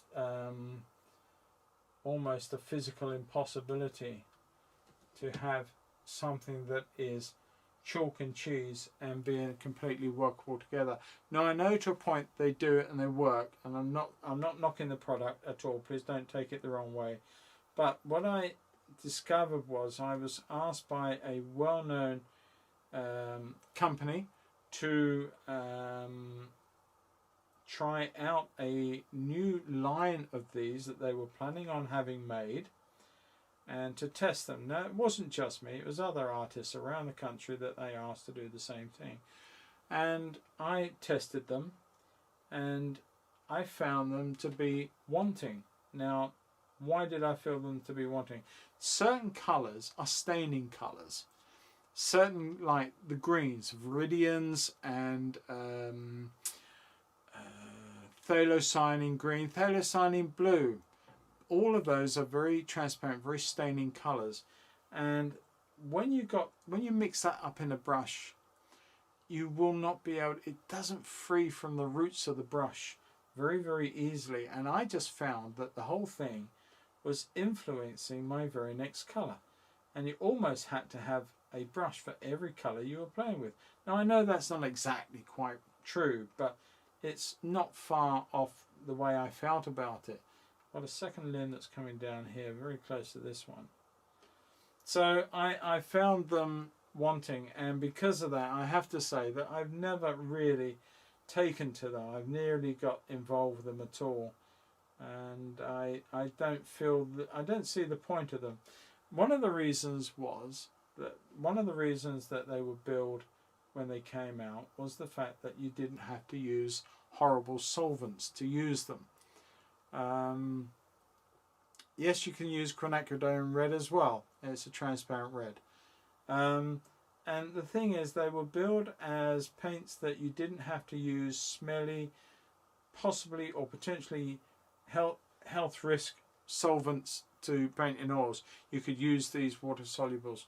But there are many, many solvent-free mediums out there that you can paint in conventional oils and not worry about the health implications. In fact, I paint with something that's called Zestit, and that is an oil-based medium that you can actually use to mix and clean your brushes in, all these things. You don't need to have solvents to do it. Citrus oil is Zestit. It's concentrated citrus oil. So you can use that and it will not be harmful to you. Another one, if you are in America, many of you might well use some companies' paints called M. Graham. M. Graham's paints are put into or made with walnut oil. Now, believe it or not, walnut oil is one of the earliest forms of mixing oils with pigment and calling them oil paints as such. Walnut oil, or walnuts, were used. They were in common practice throughout Italy and other places in Europe, and it was one of the earliest forms. Linseed oil was not the original. It was walnut oil, or one of them. As I understand it, I stand to be corrected, but that's as I understand it. So with all that said and done, you can actually go along to your local store and you can use different oils you can use. I've just seen somebody out there using clove oil. You can use walnut oil from your local store. You can clean your brushes in walnut oil. It will do the job. You don't have to have smelly mediums. That's what I'm trying to illustrate. So it's one of those things. You can, you don't have to, but don't let it, please, don't let the fact that solvents exist in oil painting to put you off becoming an oil painter, or at least trying it.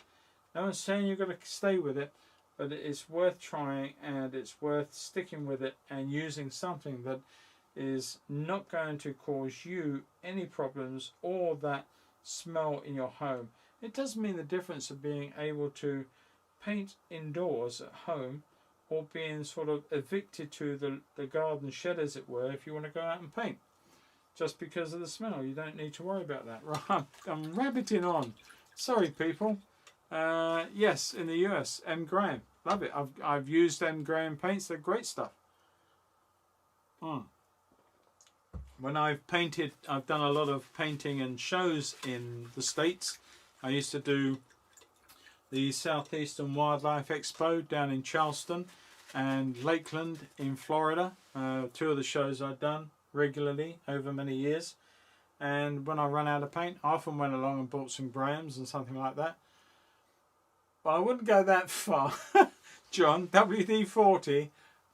Okay, well, but I don't really like WD-40. I'm not sure how good or bad that is for you. Right, let's... Right, the mind boggles. Okay, I'm going to mix up some of my sky colour, and that's the wrong blue. So let's go back to my sky colour. Ultramarine blue, bit of white, and some of the orange, if you remember. And that gave me that dirty blue.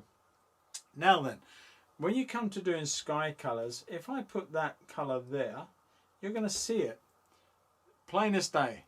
But if I put that colour in here, like so, it will look a lot lighter than that does. And it's a trick of the eye. The eye gets played around with. And so the thing is that when you come to put sky holes in, use colours that are, let's get rid of that, don't want that in our sky, not at that point anyway. Excuse me.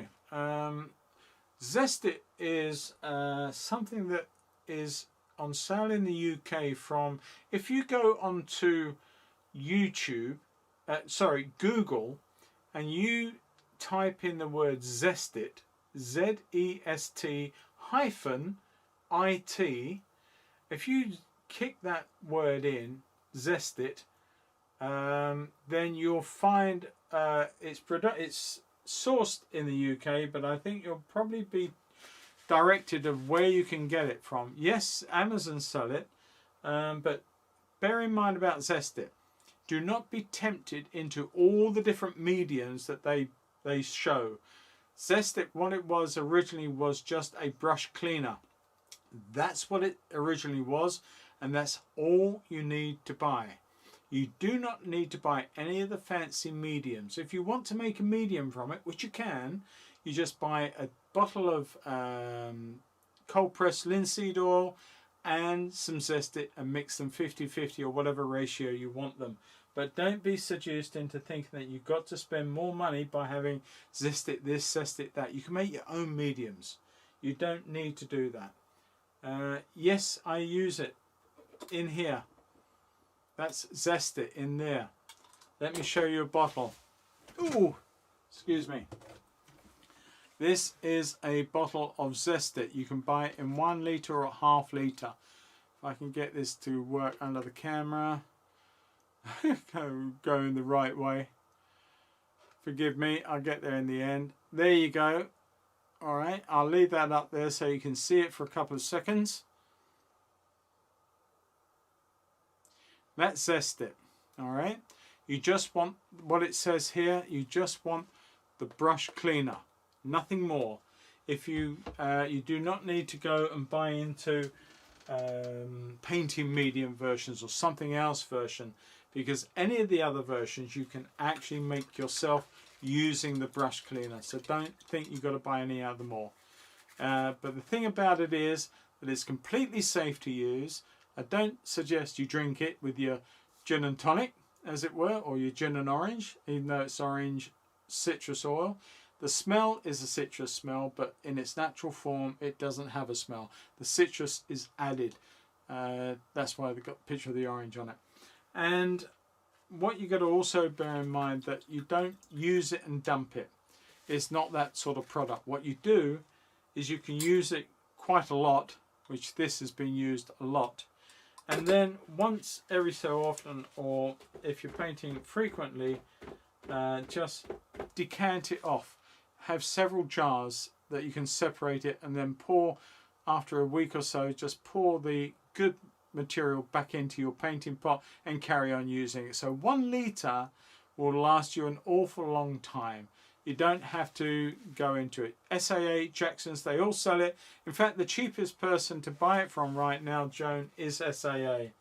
That's where I'm getting mine from, and it's probably one of the best places in the UK to get it anyway.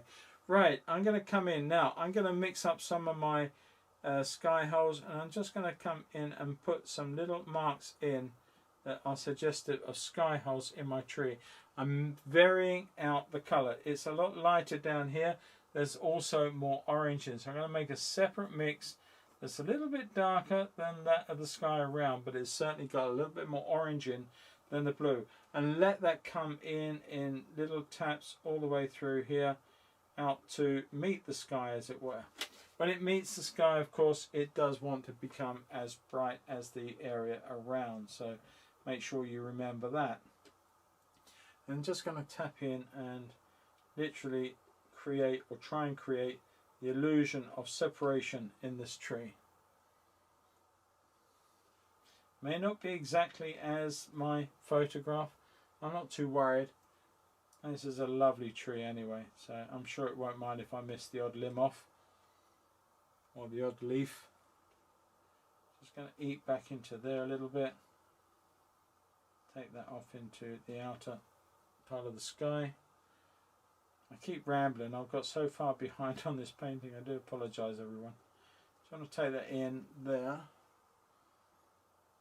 and marry that into the tree at that point. Got a little bit of the oatmeal still showing. Okay. And then look, now where are we? Thanks for that, Paul. Interesting zesty oil will affect breathing, but walnut oil sounds good. I've not had any problems with zesty oils. Zest oil is just literally citrus oil, concentrated citrus oil. Walnut is nut oil. Neither of them, to my knowledge, have any known medical problems with them, and I would be surprised. So I don't think you have too much to worry about on the breathing issues, Joan, with any of them in that regard. So no, well, as I say, I don't think so anyway. But try one. Try them, either of them. It doesn't really matter, but it should mean to say that you can enjoy oil painting again without having too many issues to contend with. Yeah, you're right. And in fact, I had a 5-litre one, Derek, and it lasted me God knows how many years. I just kept going with it, and it just kept going and going and going. It's darn good, but you just decant it and it will keep going for you. If it's when you forget to do that, and often I see people, they just use it and they flush it down the toilet or down the sink and get rid of it. And it's so sad because they don't need to do it. It's such a waste. There's no need to be doing that with this product. It will last you. It will keep going. I'm eating into some of these areas up here. They've got a little bit too light. So let's come back in with some of that darker blue up in here. Let's let that go off there and come in with 1 or 2 marks in here just to break up the outer edge of this. Come back into that 1 or 2 places. There's a big undercut in here. Just going to literally do that and then build that in undercut back in the negative way and let that tape off.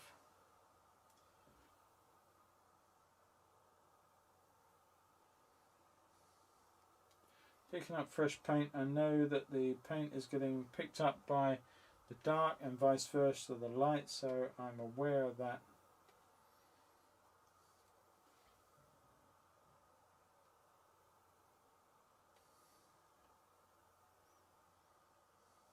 Now my blue is getting a little bit on the green side, so I want to come back with a bit of orange too and just bring that back to where it should be about this point there. And bring some of the orange in. If you do get a bit of a colour variation, just breeze it off like I'm doing into the background. It will dissipate and become part of. I hope, we hope. And bring some of that orange into there as well, just to give that some sort of thing there. And I've covered up the chat.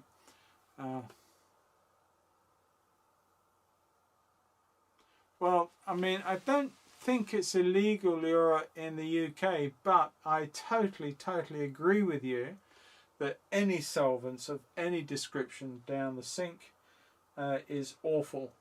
And you know, if it's not illegal in this country, they should make it so, because it is really a bad practice, and certainly so much harm comes to our fish stocks, and our rivers get polluted.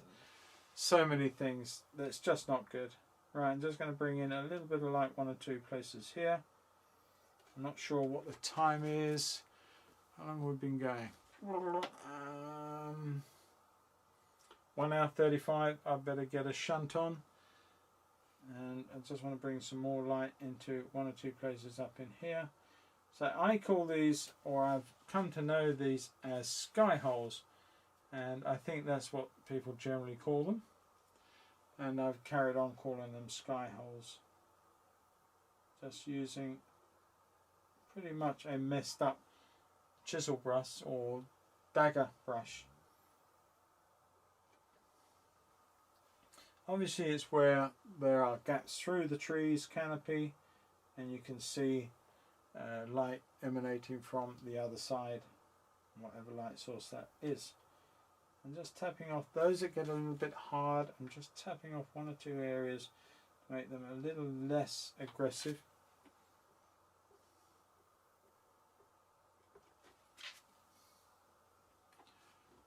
There's a little line of them. I'm just going to try and bring that together.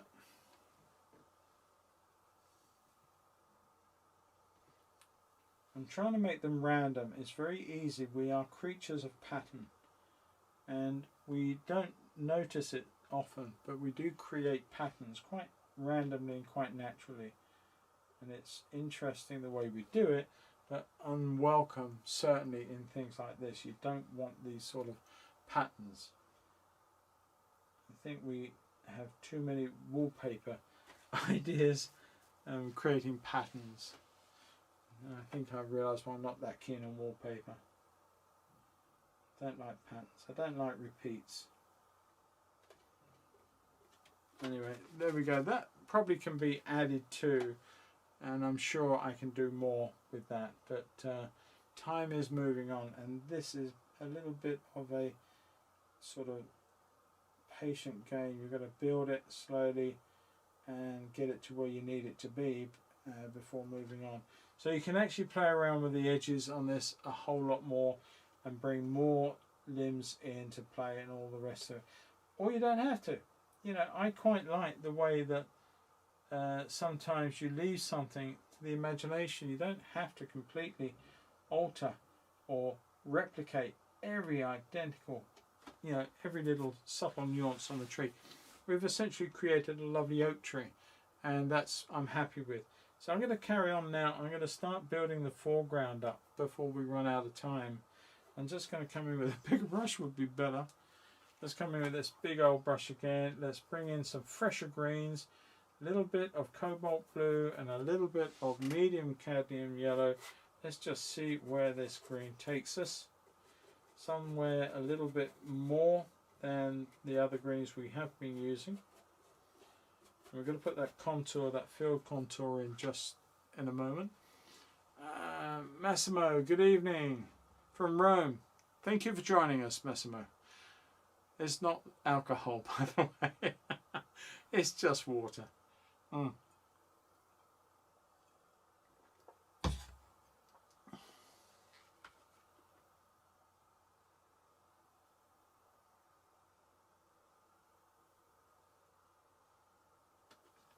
Right, okay, so let us continue. Let's put some more of this lovely green into this field. Now I'm mixing my greens up because there is no one colour green. There are lovely lush greens. There are trails through that the animals have made. There are cooler green areas, areas that are bare and more earthy. All of these things you can actually put into your new field, and I'm just going to put in 1 or 2 warmer values with that is a little bit of this Juan Brilliant and some Indian red, just to muck about with some of the sort of patches that you would see in the field. It also creates a wonderful thing. The thing about green is it can be very overpowering, and many people can paint lots of green into the picture and fall foul of a boring picture. I know, I've been there, I've done it myself. And the thing is that by adding a little bit of red, however that red may come in, it doesn't have to be bright cadmium red. It can be as subtle as a burnt sienna or a oxide of red or a duller, cooler Indian or Venetian red. Any of those will just work because the red and the green then start popping with each other. They start reacting with each other. They start creating this yin-yang of complementaries that can only be done by putting the 2 colours in the same environment, like this. So that's what I'm doing. I can even push that further and put a little bit of cab red into this whole thing and just really pump up what you're seeing in red. And the red works with the greens. If you go too far, just come back. Just put some green over the red. Because what happens is that when you put complementaries together, they neutralize each other. Put them side by side, they really work. They bang, bang, bang, bang, bang with each other and excite each other. But when you get a purple that's so purple you need to tame it, you're going to put some yellow into that purple and that will kill it off. If you've got a vibrant blue, sorry, that is just water, I assure you. You've got a vibrant blue, put some orange into it, and that's what I did with that sky colour. Had a very vibrant blue, punched a little bit of orange into it. It's still blue, but it's subdued. Right, really.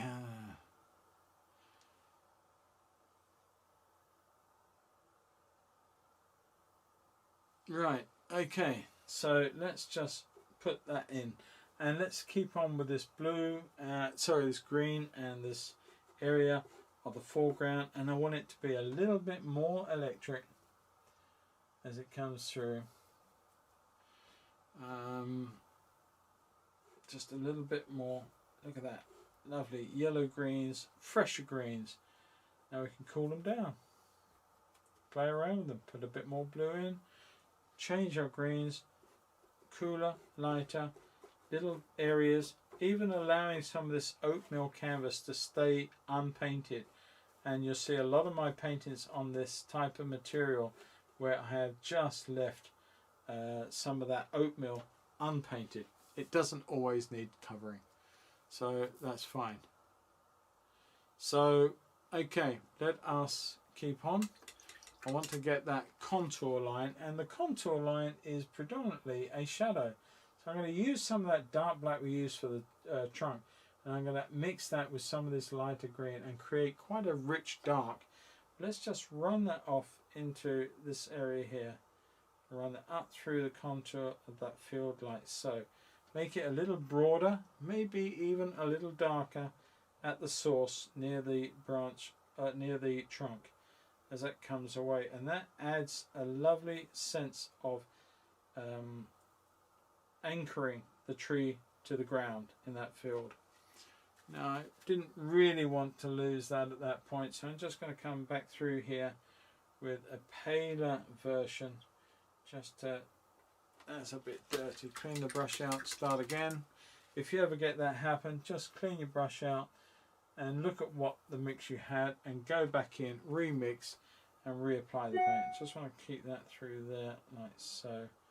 Keep that nice strong contour of that field into that part there. And then let's just clean up where I lost it under here. Clean it up, make a nice definite shape to that shadow. And then there is a darker value, just enough here. Not much, just enough Just a little few divots of grass maybe that's creating a little bit of a difference at that point. And up into, now the tree is quite dark and it does come down to that part of the field, like so. But like I do in watercolour, I'm using the negative spaces just to suggest that there is growth up the trunk of the tree. And I'm looking very closely and I can see a very small, very subtle change in colour right at the base, just picking up a little bit of light off of the ground or wherever it is, but before it goes up in and under the canopy. So I'm going to create that there, and that just gives a little bit more dimension to that really old trunk. Not far from this one, there is, as you come down from here, you will go down the London Road and into Hythe itself. And if you then travel back up the hill to Saltwood and go to Saltwood Church, which is at the back of Saltwood, park up round there and walk down through the churchyard out into the country, two things happen. One, you will come across the old branch line and tunnels, which is fantastic for those railway modelers among us. Cool. I digress. But for the other part is that there is another, just out in the first field you come to, past the houses, into a field, and go slightly uphill about 50-60 feet. There is a beautiful old oak, and the trunk is all hollowed out through age inside. You can actually climb inside this old oak, and it's still generating acorns, and it's fully laden every year. It's a wonderful old tree. I think it's got to be one of the oldest ones around, and it's one yet, believe it or not, I've never actually painted. I will have to do that. I've got to do that. Right, red, green, blue, orange, purple, yellow adds so much, making colours sing and dance in the case that yeah, absolutely, absolutely. I said hello to Massimo. Okay, right, let's carry on. We are closing in for the kill. There's that's wrong because I'm going to talk about sheep now. So, poor choice of words, forgive me for that. I'm going to come in with a bit of this blue and make a bit of a darker green, and I want to look at some of these little tufts and little divots of growth that are in the field. I know what they are. I'm not a botanist, but whatever they are, let the sheep probably eat them. The thistles, or I don't know. They look like thistles actually, probably are. But I'm just literally going along with the brush and just tapping up and just little jump up and creates a thistle, creates a mark. There's quite a few over here. Let's just, a whole raft of them. They could be part of nettles. I don't know. Add a bit more cool to them. And just put in one or two marks through here. Could be nettles, could be all sorts up through there. I'm not trying to draw individual plants. I am simply creating enough colour and the value change between the two areas and the shape of the marks I'm making with the brush that hopefully your brain will do the rest for me. If it doesn't, then I really haven't done a good enough job. But the idea is that I create the illusion of the form and let your brains do the dot joining for me, and that's how it really works. That's the better way for this to go, and it's, you know, for your part, it's how you would create a painting, is the illusion. At the end of the day, this is colour applied by a brush or a knife, depending on the way you go, onto a two-dimensional surface, and you have to create the illusion of depth, distance, etc., etc., moving forward. And it's how you apply those colours that allows whether you achieve that or not. I'm going to put the fence posts in after I put the sheep in. I'm going to have a little bit of a thing. Please don't kill any sheep in your painting. No, no, no, no, no, of course not. Would I dream of it? Of course not, John. Oh, I couldn't think of anything worse. I'm also aware that we're getting very close to 2 hours. I do apologise, people. Bear with me. I will get this sorted out as fast as I can.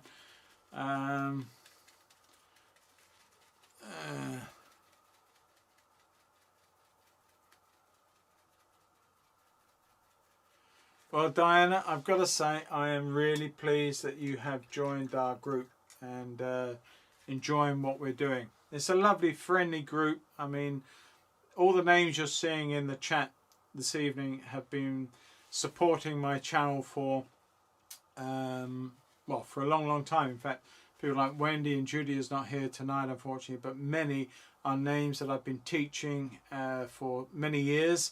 And not just students, but have become very close and very good friends.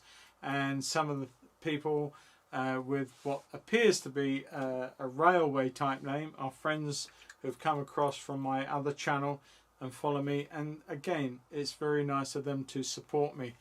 And the channel as such has been around for 9 years, but I've got to say that as a painter, I've never done anything to it. A few videos that I did for other companies have been put onto it, but it wasn't until a year ago that I actually really decided to pick it up and run with it. And ever since that time, I have done one video every week. I also started a thing called Patreon a few months ago, which is steadily growing, and people are enjoying the content that I add to that. I add to that at least 2 videos a month. We also have a Facebook page that people get involved with and can interact not just with me, but also with each other, which is great. And so I'm putting a plug in now, and I do apologise. But yeah, it's a great way of getting more from me. And since lockdown in both your country, my country, has happened, I started streaming. And that streaming has gone to 2 streams every month. Every Monday I do an oil or a pastel or a charcoal, and every Friday I do a watercolour. So they're always at the same time, and they happen each and every week. The only thing that would stop that would be illness, but I pride myself on being here for both those streams. And I also put, as I say, I put out a standalone video on every Friday on my channel. And on top of that, of course, I have a Patreon, and I add to that all the time as well. Not as often as I'd like to, but I keep pushing. So yeah, if any of that interests you, then yeah, you're welcome. Get involved. It'd be fantastic. In the meantime, I've got to paint some sheep, and I won't do any harm to them, John. I promise you. I'm going to give them a little bit of a warmish white colour. I'm just going to put them over here. Now you can see here that you can barely see them against this light colour. So one could argue that this white colour is a little too light. So maybe I should just kill this down a little bit. Just take the value down just a bit. A little bit warmer, a little bit cooler. Put a little bit of blue into it would be good. That's the wrong blue. So let's come out of that. You get that point where you wish you hadn't started something. And come across with that. Let's get some of that. Okay, I just want to cool that down a little bit. There, dirty it up a little bit. It was lovely and bright, and I really liked it, I've got to say. But I think I want to see my sheep too. So I'm going to just, there especially, it's got a little bit too loud. You don't notice it at first, but when you come to put something lighter in and it won't show up, then of course you've got to do something about the value of the colours that are in front of you. So I think maybe now we've got a little bit of, still got a light field, but maybe we can now get in.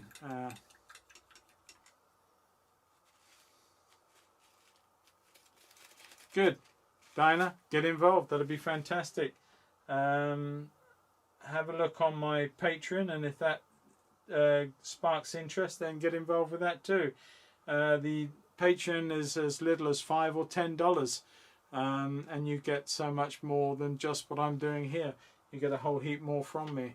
Right, before I become a complete salesman, I'm just going to put some taps of white in, which are going to be my sheep in this other field, and they are merely colours, merely little shapes. I'm just putting in, using this brush, taps. And again, it's like bushes, shrubs, trees, anything else, anything out there. If you create a general shape that appears to be an animal or a bush or something, if the tone is right, if the shape is generally okay, somebody watching or looking at it, their brain will connect the dots. And that's what I'm doing here. I'm doing little taps of blobs. I'm not drawing sheep. I'm doing taps of blobs. Taps of blobs? I'm painting blobs. So there we go, another blob.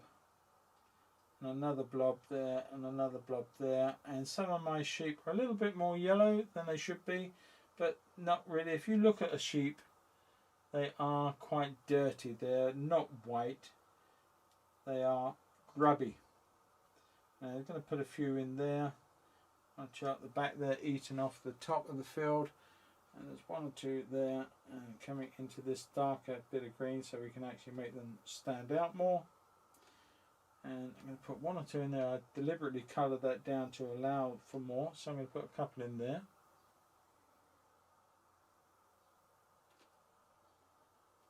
Okay, now I'm going to use the same technique, but I'm going to make a slight difference. What I'm going to do here is I'm going to come in with a dark. I'm going to use a bit of umber, a bit of our blue, and a bit of our green, just general dirt basically. And I'm going to do little shapes like this. 1, 2, and they're the legs and the underneath of some of our sheep. Not all of them, but some of them, like so. 1 or 2, another one there maybe, just the dark underparts. One facing this way, dark underpart, a little bit closer to us. There's a lot more sheep in the other field, but there's a few in this one. Okay, let's leave that there, clean the brush out, and let us go back into this white matter, bit of yellow, and let's come and look in at putting the tops to our sheep. So let's put in a nice curved top and the head, like so. Hope they look like sheep anyway. They probably aren't. I don't know what make of sheep these are, I don't know what breed these are, but I hope the farmer's not looking either. There you go. Just trying to give you the general idea that these are sheep in the field. Put one facing this way, and the generalised shape will tell you sheep's always pretty much got its head down on the ground feeding, stuffing its face on grass. So, you know, anything like that you can generalise and create the shape. And also you'll find that because of that, the hind is going to be higher than the shoulders. So if you look at all the sheep in this field, you get the same thing. You get the higher hind quarter coming down to the head that's buried in the grasses somewhere. And you get that. And there's another sheep. So we have created our sheep. And let's put one, do we put one over here? Let's put one over here. There you go. There's another sheep. Right, so nice fat tummy, and there's another sheep. Let's put one right next to him. There you go. Got a mate. Turn around that way. And let's put a couple over this way, up by the fence maybe, and one over here.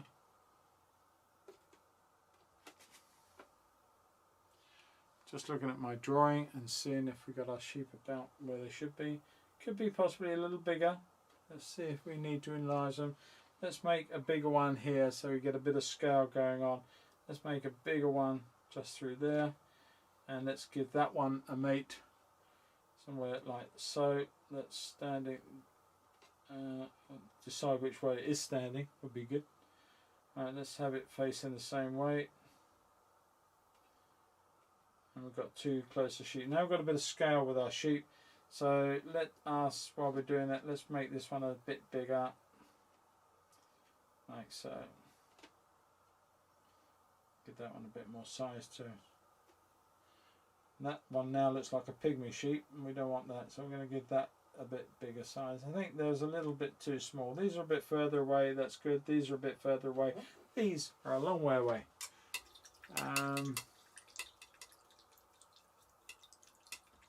Thank you, Leora. Thank you so much for joining in. I hope I will, as I say to all new patrons, welcome. I would normally do it and I send you a message later anyway. But I say welcome to you. And sometimes you'll get videos quickly. Sometimes I'm very busy and I sort of get them in towards the end of the month. That's the case this month. I am running a little behind, but I am on it, as Wendy will tell you.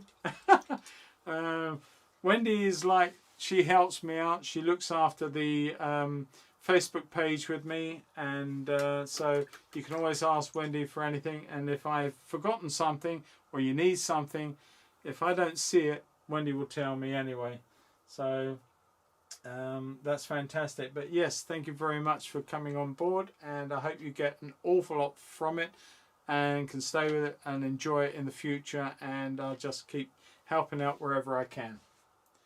Right, okay, let's just keep on. I'm going to give this sheep here, it's got a little bit small as well. These ones I'm quite happy with. I'm going to put a little bit of dark under a couple of these though, but I'm going to use a rigger for that. One of my favourite brushes is a rigger. I've got umpteen in here and yet I can't see one for looking. How's that? There we go, there's a rigger. And we are drawing to the close of this, and I hope so, because it's 2 hours and I'm sure everyone has probably got other things they'd rather be doing. Right, let's just put in a little bit of dark under a couple of these sheep. And that one's got a little bit, so let's just put in a little bit of dark under there. I don't want to try and draw legs and feet and everything else. I just want to give you the general idea of the sheep. And so a little bit under that belly, a little bit of dark there. And around its bottom, get a bit of dark and under there, and the part of the leg. Not too much on some of these, just generalizations, general statements. A little bit dark there and under there.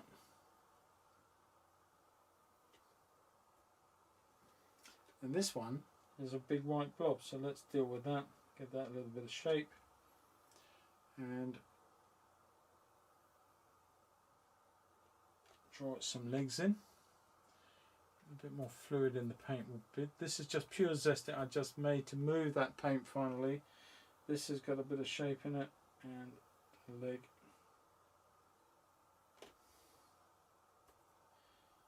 A little bit of dark under that one. Not going to worry about any darks on those out there. You just can't see enough of them. You just see the white shapes, and the brain, even in the photograph, will tell you that they are sheep. I'm going to put a little bit of dark onto there and there. A bit of a long leg. Let's get rid of that. And let's deal with this one. This one looks really sad. So let's just give that a front, the dark down on the head like so. This is a black face one. And dark down there. There you go. And let's give that some logical sense of anatomy, so it does look at least as though it could walk and not be a problem. Take some of that away. Each time I look at these sheep, they need a lot more work doing to them.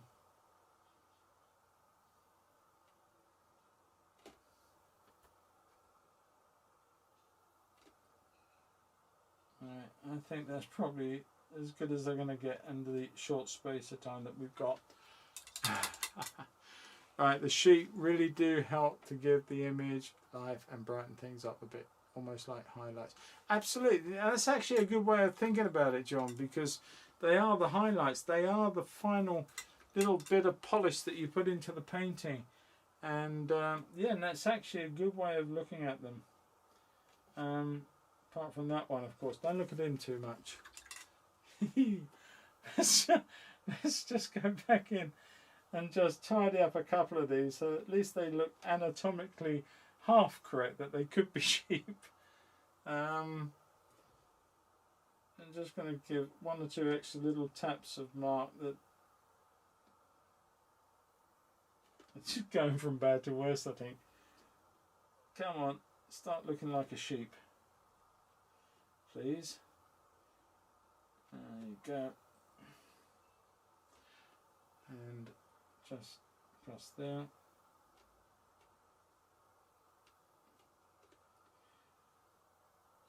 Well, I think they're sheep. I think they're sheep. I'm going to sign this now. And I've just dropped a whole load of zesty on there. And some on there. Be careful of that.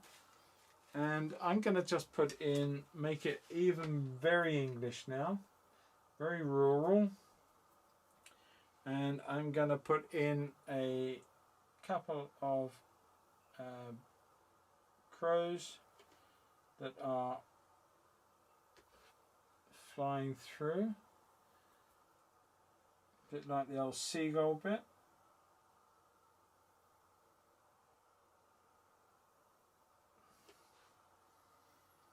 Except mine look like black seagulls and not like crows. Never mind.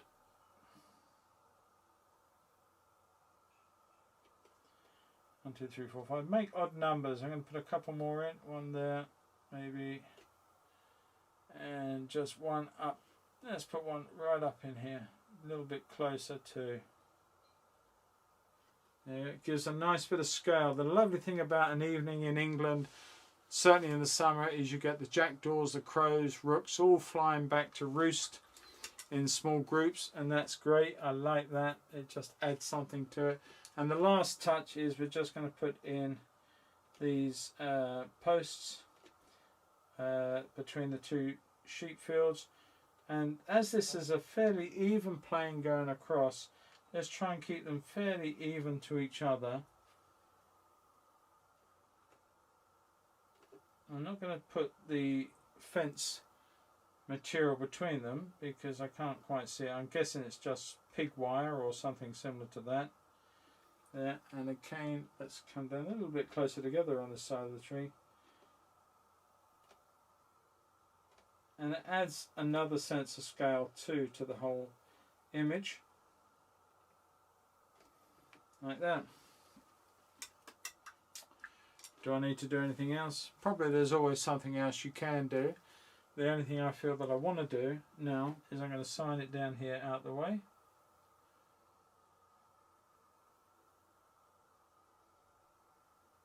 There you go, one signature done. Right, okay, Bramley, thank you so much, my man, for joining us. I'm glad you got something from it. And I'm glad Joan, Sonia, that's a new name. Good evening, Sonia. And I'm glad you were able to join us. I hope you've enjoyed the demonstration. And I hope to catch you, each and every one of you, I hope to catch you on Friday for watercolour. As usual, at this moment in time, I have no idea what I'm going to paint. I decide probably a day or two before, and then I'll paint it and we'll go from there. But yeah, it's not exactly the same shape as the tree in the painting, but it's not so bad. It's an enjoyable image, and it's nice pastoral England with a lovely old oak tree. So with that said and done, yeah, Ken, you're still with us. Man, you're doing well. I really appreciate you getting up at 4 in the morning from Australia to watch me. I feel very honoured. And I hope that you don't spend the rest of the day cursing me that you did get up so early. But that's absolutely fantastic that you take the trouble to get up so early in the morning to see me and watch me paint. But yeah, it's been fun. I've enjoyed this one. It's a nice size canvas to work on, and to get done in a couple of hours is always not an easy one, but it was great to do. Jim, thank you very much, mate. I appreciate that. Diana, thank you very much for joining us tonight. I hope to see much more of you in the future. And don't forget, if you want to check out the Patreon, you know where it is. Lots of coffee, Ken. Yeah, it's cool, mate. That's great. Leora, thank you so much for becoming a patron. And I hope to make your stay with us a long one and as a very fruitful one for you. And yeah, that's great. Suze, thank you very much, Sue. See you on Wednesday in class. That'd be great. And the same Wendy. Thank you so much. That'd be fantastic. Thank you so much, Wendy. Appreciate that. Ben, thank you very much, mate. I really enjoyed it. It's a bit of fun. but it's so English, and I just love that. I just love painting these sort of things. You know, it's not dramatic, it's not a big crashing wave or anything like that. It's just very, very soft. Okay, Sonia, well, hopefully that we'll see you earlier, maybe on Friday or another day, and that you can join us. As I say, it starts at 7, so we're sort of just over 2 hours into it now. But if you can't get to it earlier because of jobs or whatever, then maybe it's good to see you at the end of it, just to say hi and touch base. But you can always watch this again if you want to on my painting channel. I think it takes about a good morning for YouTube to process a 2-hour one for it to get up live on my channel. But you can, you know, you can watch it later and rerun it and enjoy that. John, thank you very much. Derek, thanks very much. And I'll see you Friday, mate. Thank you very much indeed. Yeah, I've had fun tonight, people. And thank you very much, each and every one of you, for taking the time out on your Monday evening to join me and support the channel, support me and what I'm doing. And I thank you all for that. Mark, thank you very much. Okay, mate. Well, I'm glad you joined us at the end, Mark, so that's cool. I hope the band practice was fun too. I'm sure it is, getting back to it after such a long time, I'm sure, in lockdown. But yeah, so fantastic, everybody. I've had a great night, gotta say. I've had a great time. I've enjoyed this painting. And sometimes you do a painting on a stream and it can be quite a struggle. And some of you know that I've got a little bit wobbly over 1 or 2 bits in the past, but we've made a pretty sound recovery. But sometimes, like this one, they just go like a breeze, and yeah. And this is one of them. I just love it. It's just a whole heap of fun. So there you go. What else? I'm not going to bore you all to death now. But any questions, especially our new ladies, Sonia or Diana and Joan and everybody, you know, and I'm forgetting somebody as well that is really wrong, because I've got to go back through the chat. My head's all over the place, forgive me. Sylvia, any of you, Leora, any of you, if you've got any questions, you can put them in the questions section underneath the video as and when it's live. So if you do rewatch it, any of you, and if Ken, any of the guys, any of you guys, anyone who's watching, if you've got any questions about anything that we've talked about, then please jot them in the comment section underneath this, and give the video a like if you would. That helps me with YouTube. If it sees that people are enjoying watching me, then if you give it a like and a thumbs up and all these things, subscribe to my painting channel, share it with your friends, add comments, all those things. Do all of those things, and that really helps my channel. And there is a massive back catalogue for anybody who's just found my channel. There's a massive back catalogue that you can get involved with. And have I mentioned my Patreon yet? Patreon, check it out. There's a lot more on there, and it'll cost you 1 coffee, 2 coffees a month. Not a lot, but you can get involved. You know, by getting involved financially, it's not too much to you, but every bit of income from Patreon and from people donating on these live streams, which is now available to people to do.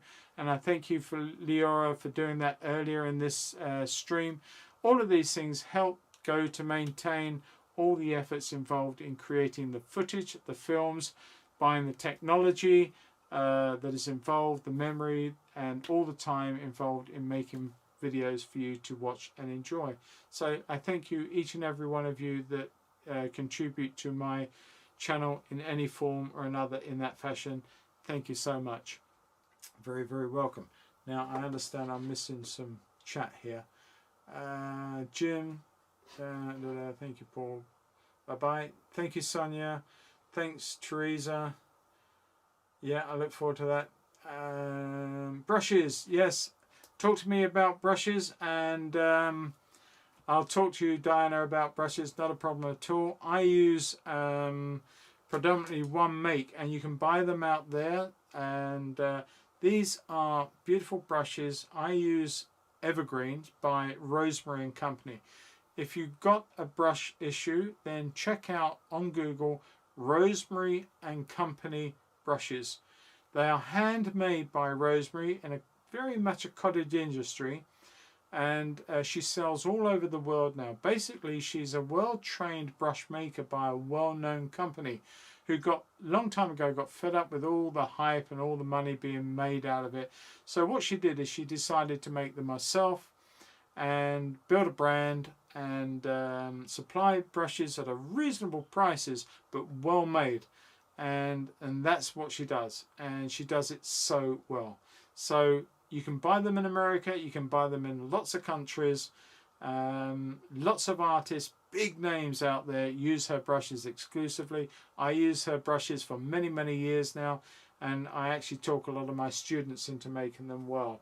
Name of my Facebook page, if you are a patron, it's Paul Apps Patron Community, but you need to be a patron for that to get involved. My Facebook page is just my name, and my channel is Paul Apps Artist on YouTube and also on Patreon. If you go into Patreon and you search for Paul Apps Artist, you'll come up with me.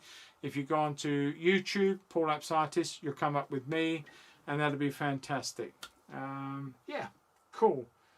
So I hope that answers that, Diana. But I'd be glad to see you in any of those online guises and chat to you. I'll help anyone as much as I can. So with that said, we are now at 1/4 the hour, and I probably ought to stop rabbiting, although I'm enjoying it. I don't mind. If people want to listen and want to ask me questions, I don't mind. I finished the painting, but I can keep talking about the painting or any aspects, so I'm really happy about that. I don't mind. I'm going to have a glug though. But if you got any questions, put them out.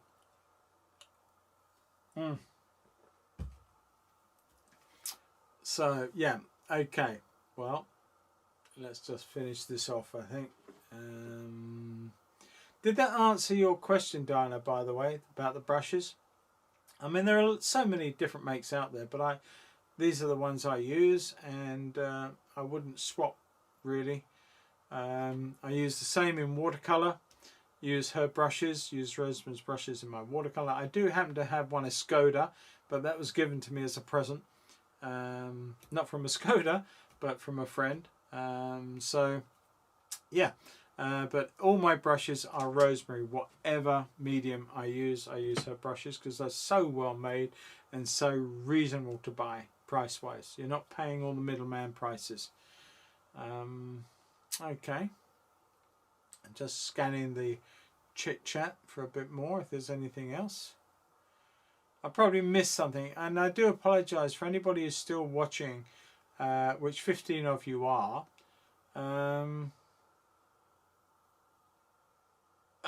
Good question, Diana. People first, or if it's in watercolour, I'll put the background in first, and probably I'll put the background in first for most of it, to be quite honest, when I think about it. If I've got a lot of people in, if I'm putting in large bodies of people, you know, if they occupy a big presence in the painting, I will put them in first, in all honesty. But if they form part of the painting, if they are there as a supporting act to the painting, I'll probably put them in afterwards. And sometimes they do get put in as an afterthought. It's got to be honest. Sometimes you're doing something and you think, oh, it's okay, it looks good, but if I actually stuck a couple of figures there, somebody with a dog or something, it actually makes the whole thing come together. So they can be an afterthought. But people, there is a name for it, and I've forgotten what the name is, but there's a name when you add something randomly in that actually wasn't there, doesn't exist. to create something better within the painting itself. So yeah, that's basically it. That I hope that sort of really answers that question, but it can be either way. It really does depend on the focus of the people in the picture. Had I been going back to this one, had I been painting a picture about sheep, I would have drawn the sheep and probably blocked the sheep in as well as the background at the same time. In this case, the sheep were the highlight, as John had originally suggested. They were not an afterthought, but they were the final conclusion to the painting, the little I's and T's, as it were. So they got put in at the end. They did not form the main part of the painting. Oh. Well, I'm glad it's all gone well tonight. We've had, I think this is probably one of the few, I don't dare I say it, I'm touching wood. I'm touching wood, definitely touching wood. But to say that this has been a trouble-free stream, and it has, it's been fantastic. No starting problems, no issues. And the lighting, the new lighting that my son's done for me, absolutely fantastic. And if he is watching, Barnaby, thank you very much, mate. And yeah, so heaps more for the future. I look forward to it, and we carry on from there. All right, people. Well, I think I've probably talked you all to death now, but thank you for being here. Thank you for your support, and I hope that your support continues for many, many months, weeks, months, years, whatever.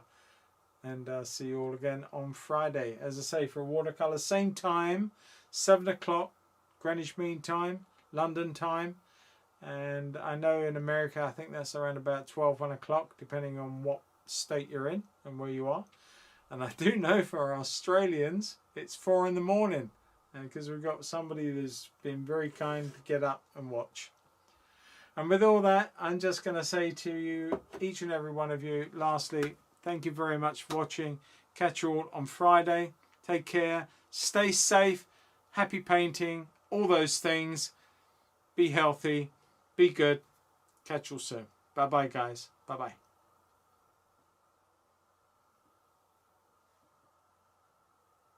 Yeah, I agree with you, John. It's all gone like a dream tonight. And I'm still touching wood, mate. I'm glad you joined us, John. I'm not sure if he's going to make it. Bye-bye, Wendy. Take care. Ben, John, everybody.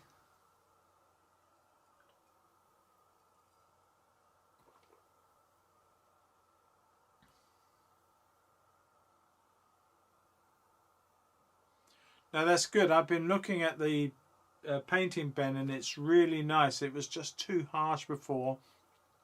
And what Barnaby's done is he's come in very much on the side.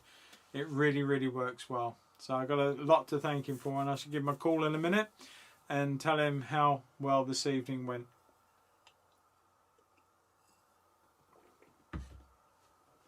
I'm going to use the same footage, the same setup lighting wise with the cameras when I do my next sort of painting. Yes, Diana, I hope to see you on Friday. It'd be great if you do. Just come in and sign it. Well, not sign in, but just say hi on the chat. And it'd be great to see you. And the same for Leora. Thank you very much. Sonia too, if you're still watching. Teresa. I think some of you have gone now. And it's all, everyone's going now. So, bye for those who are still there. Take care, everyone.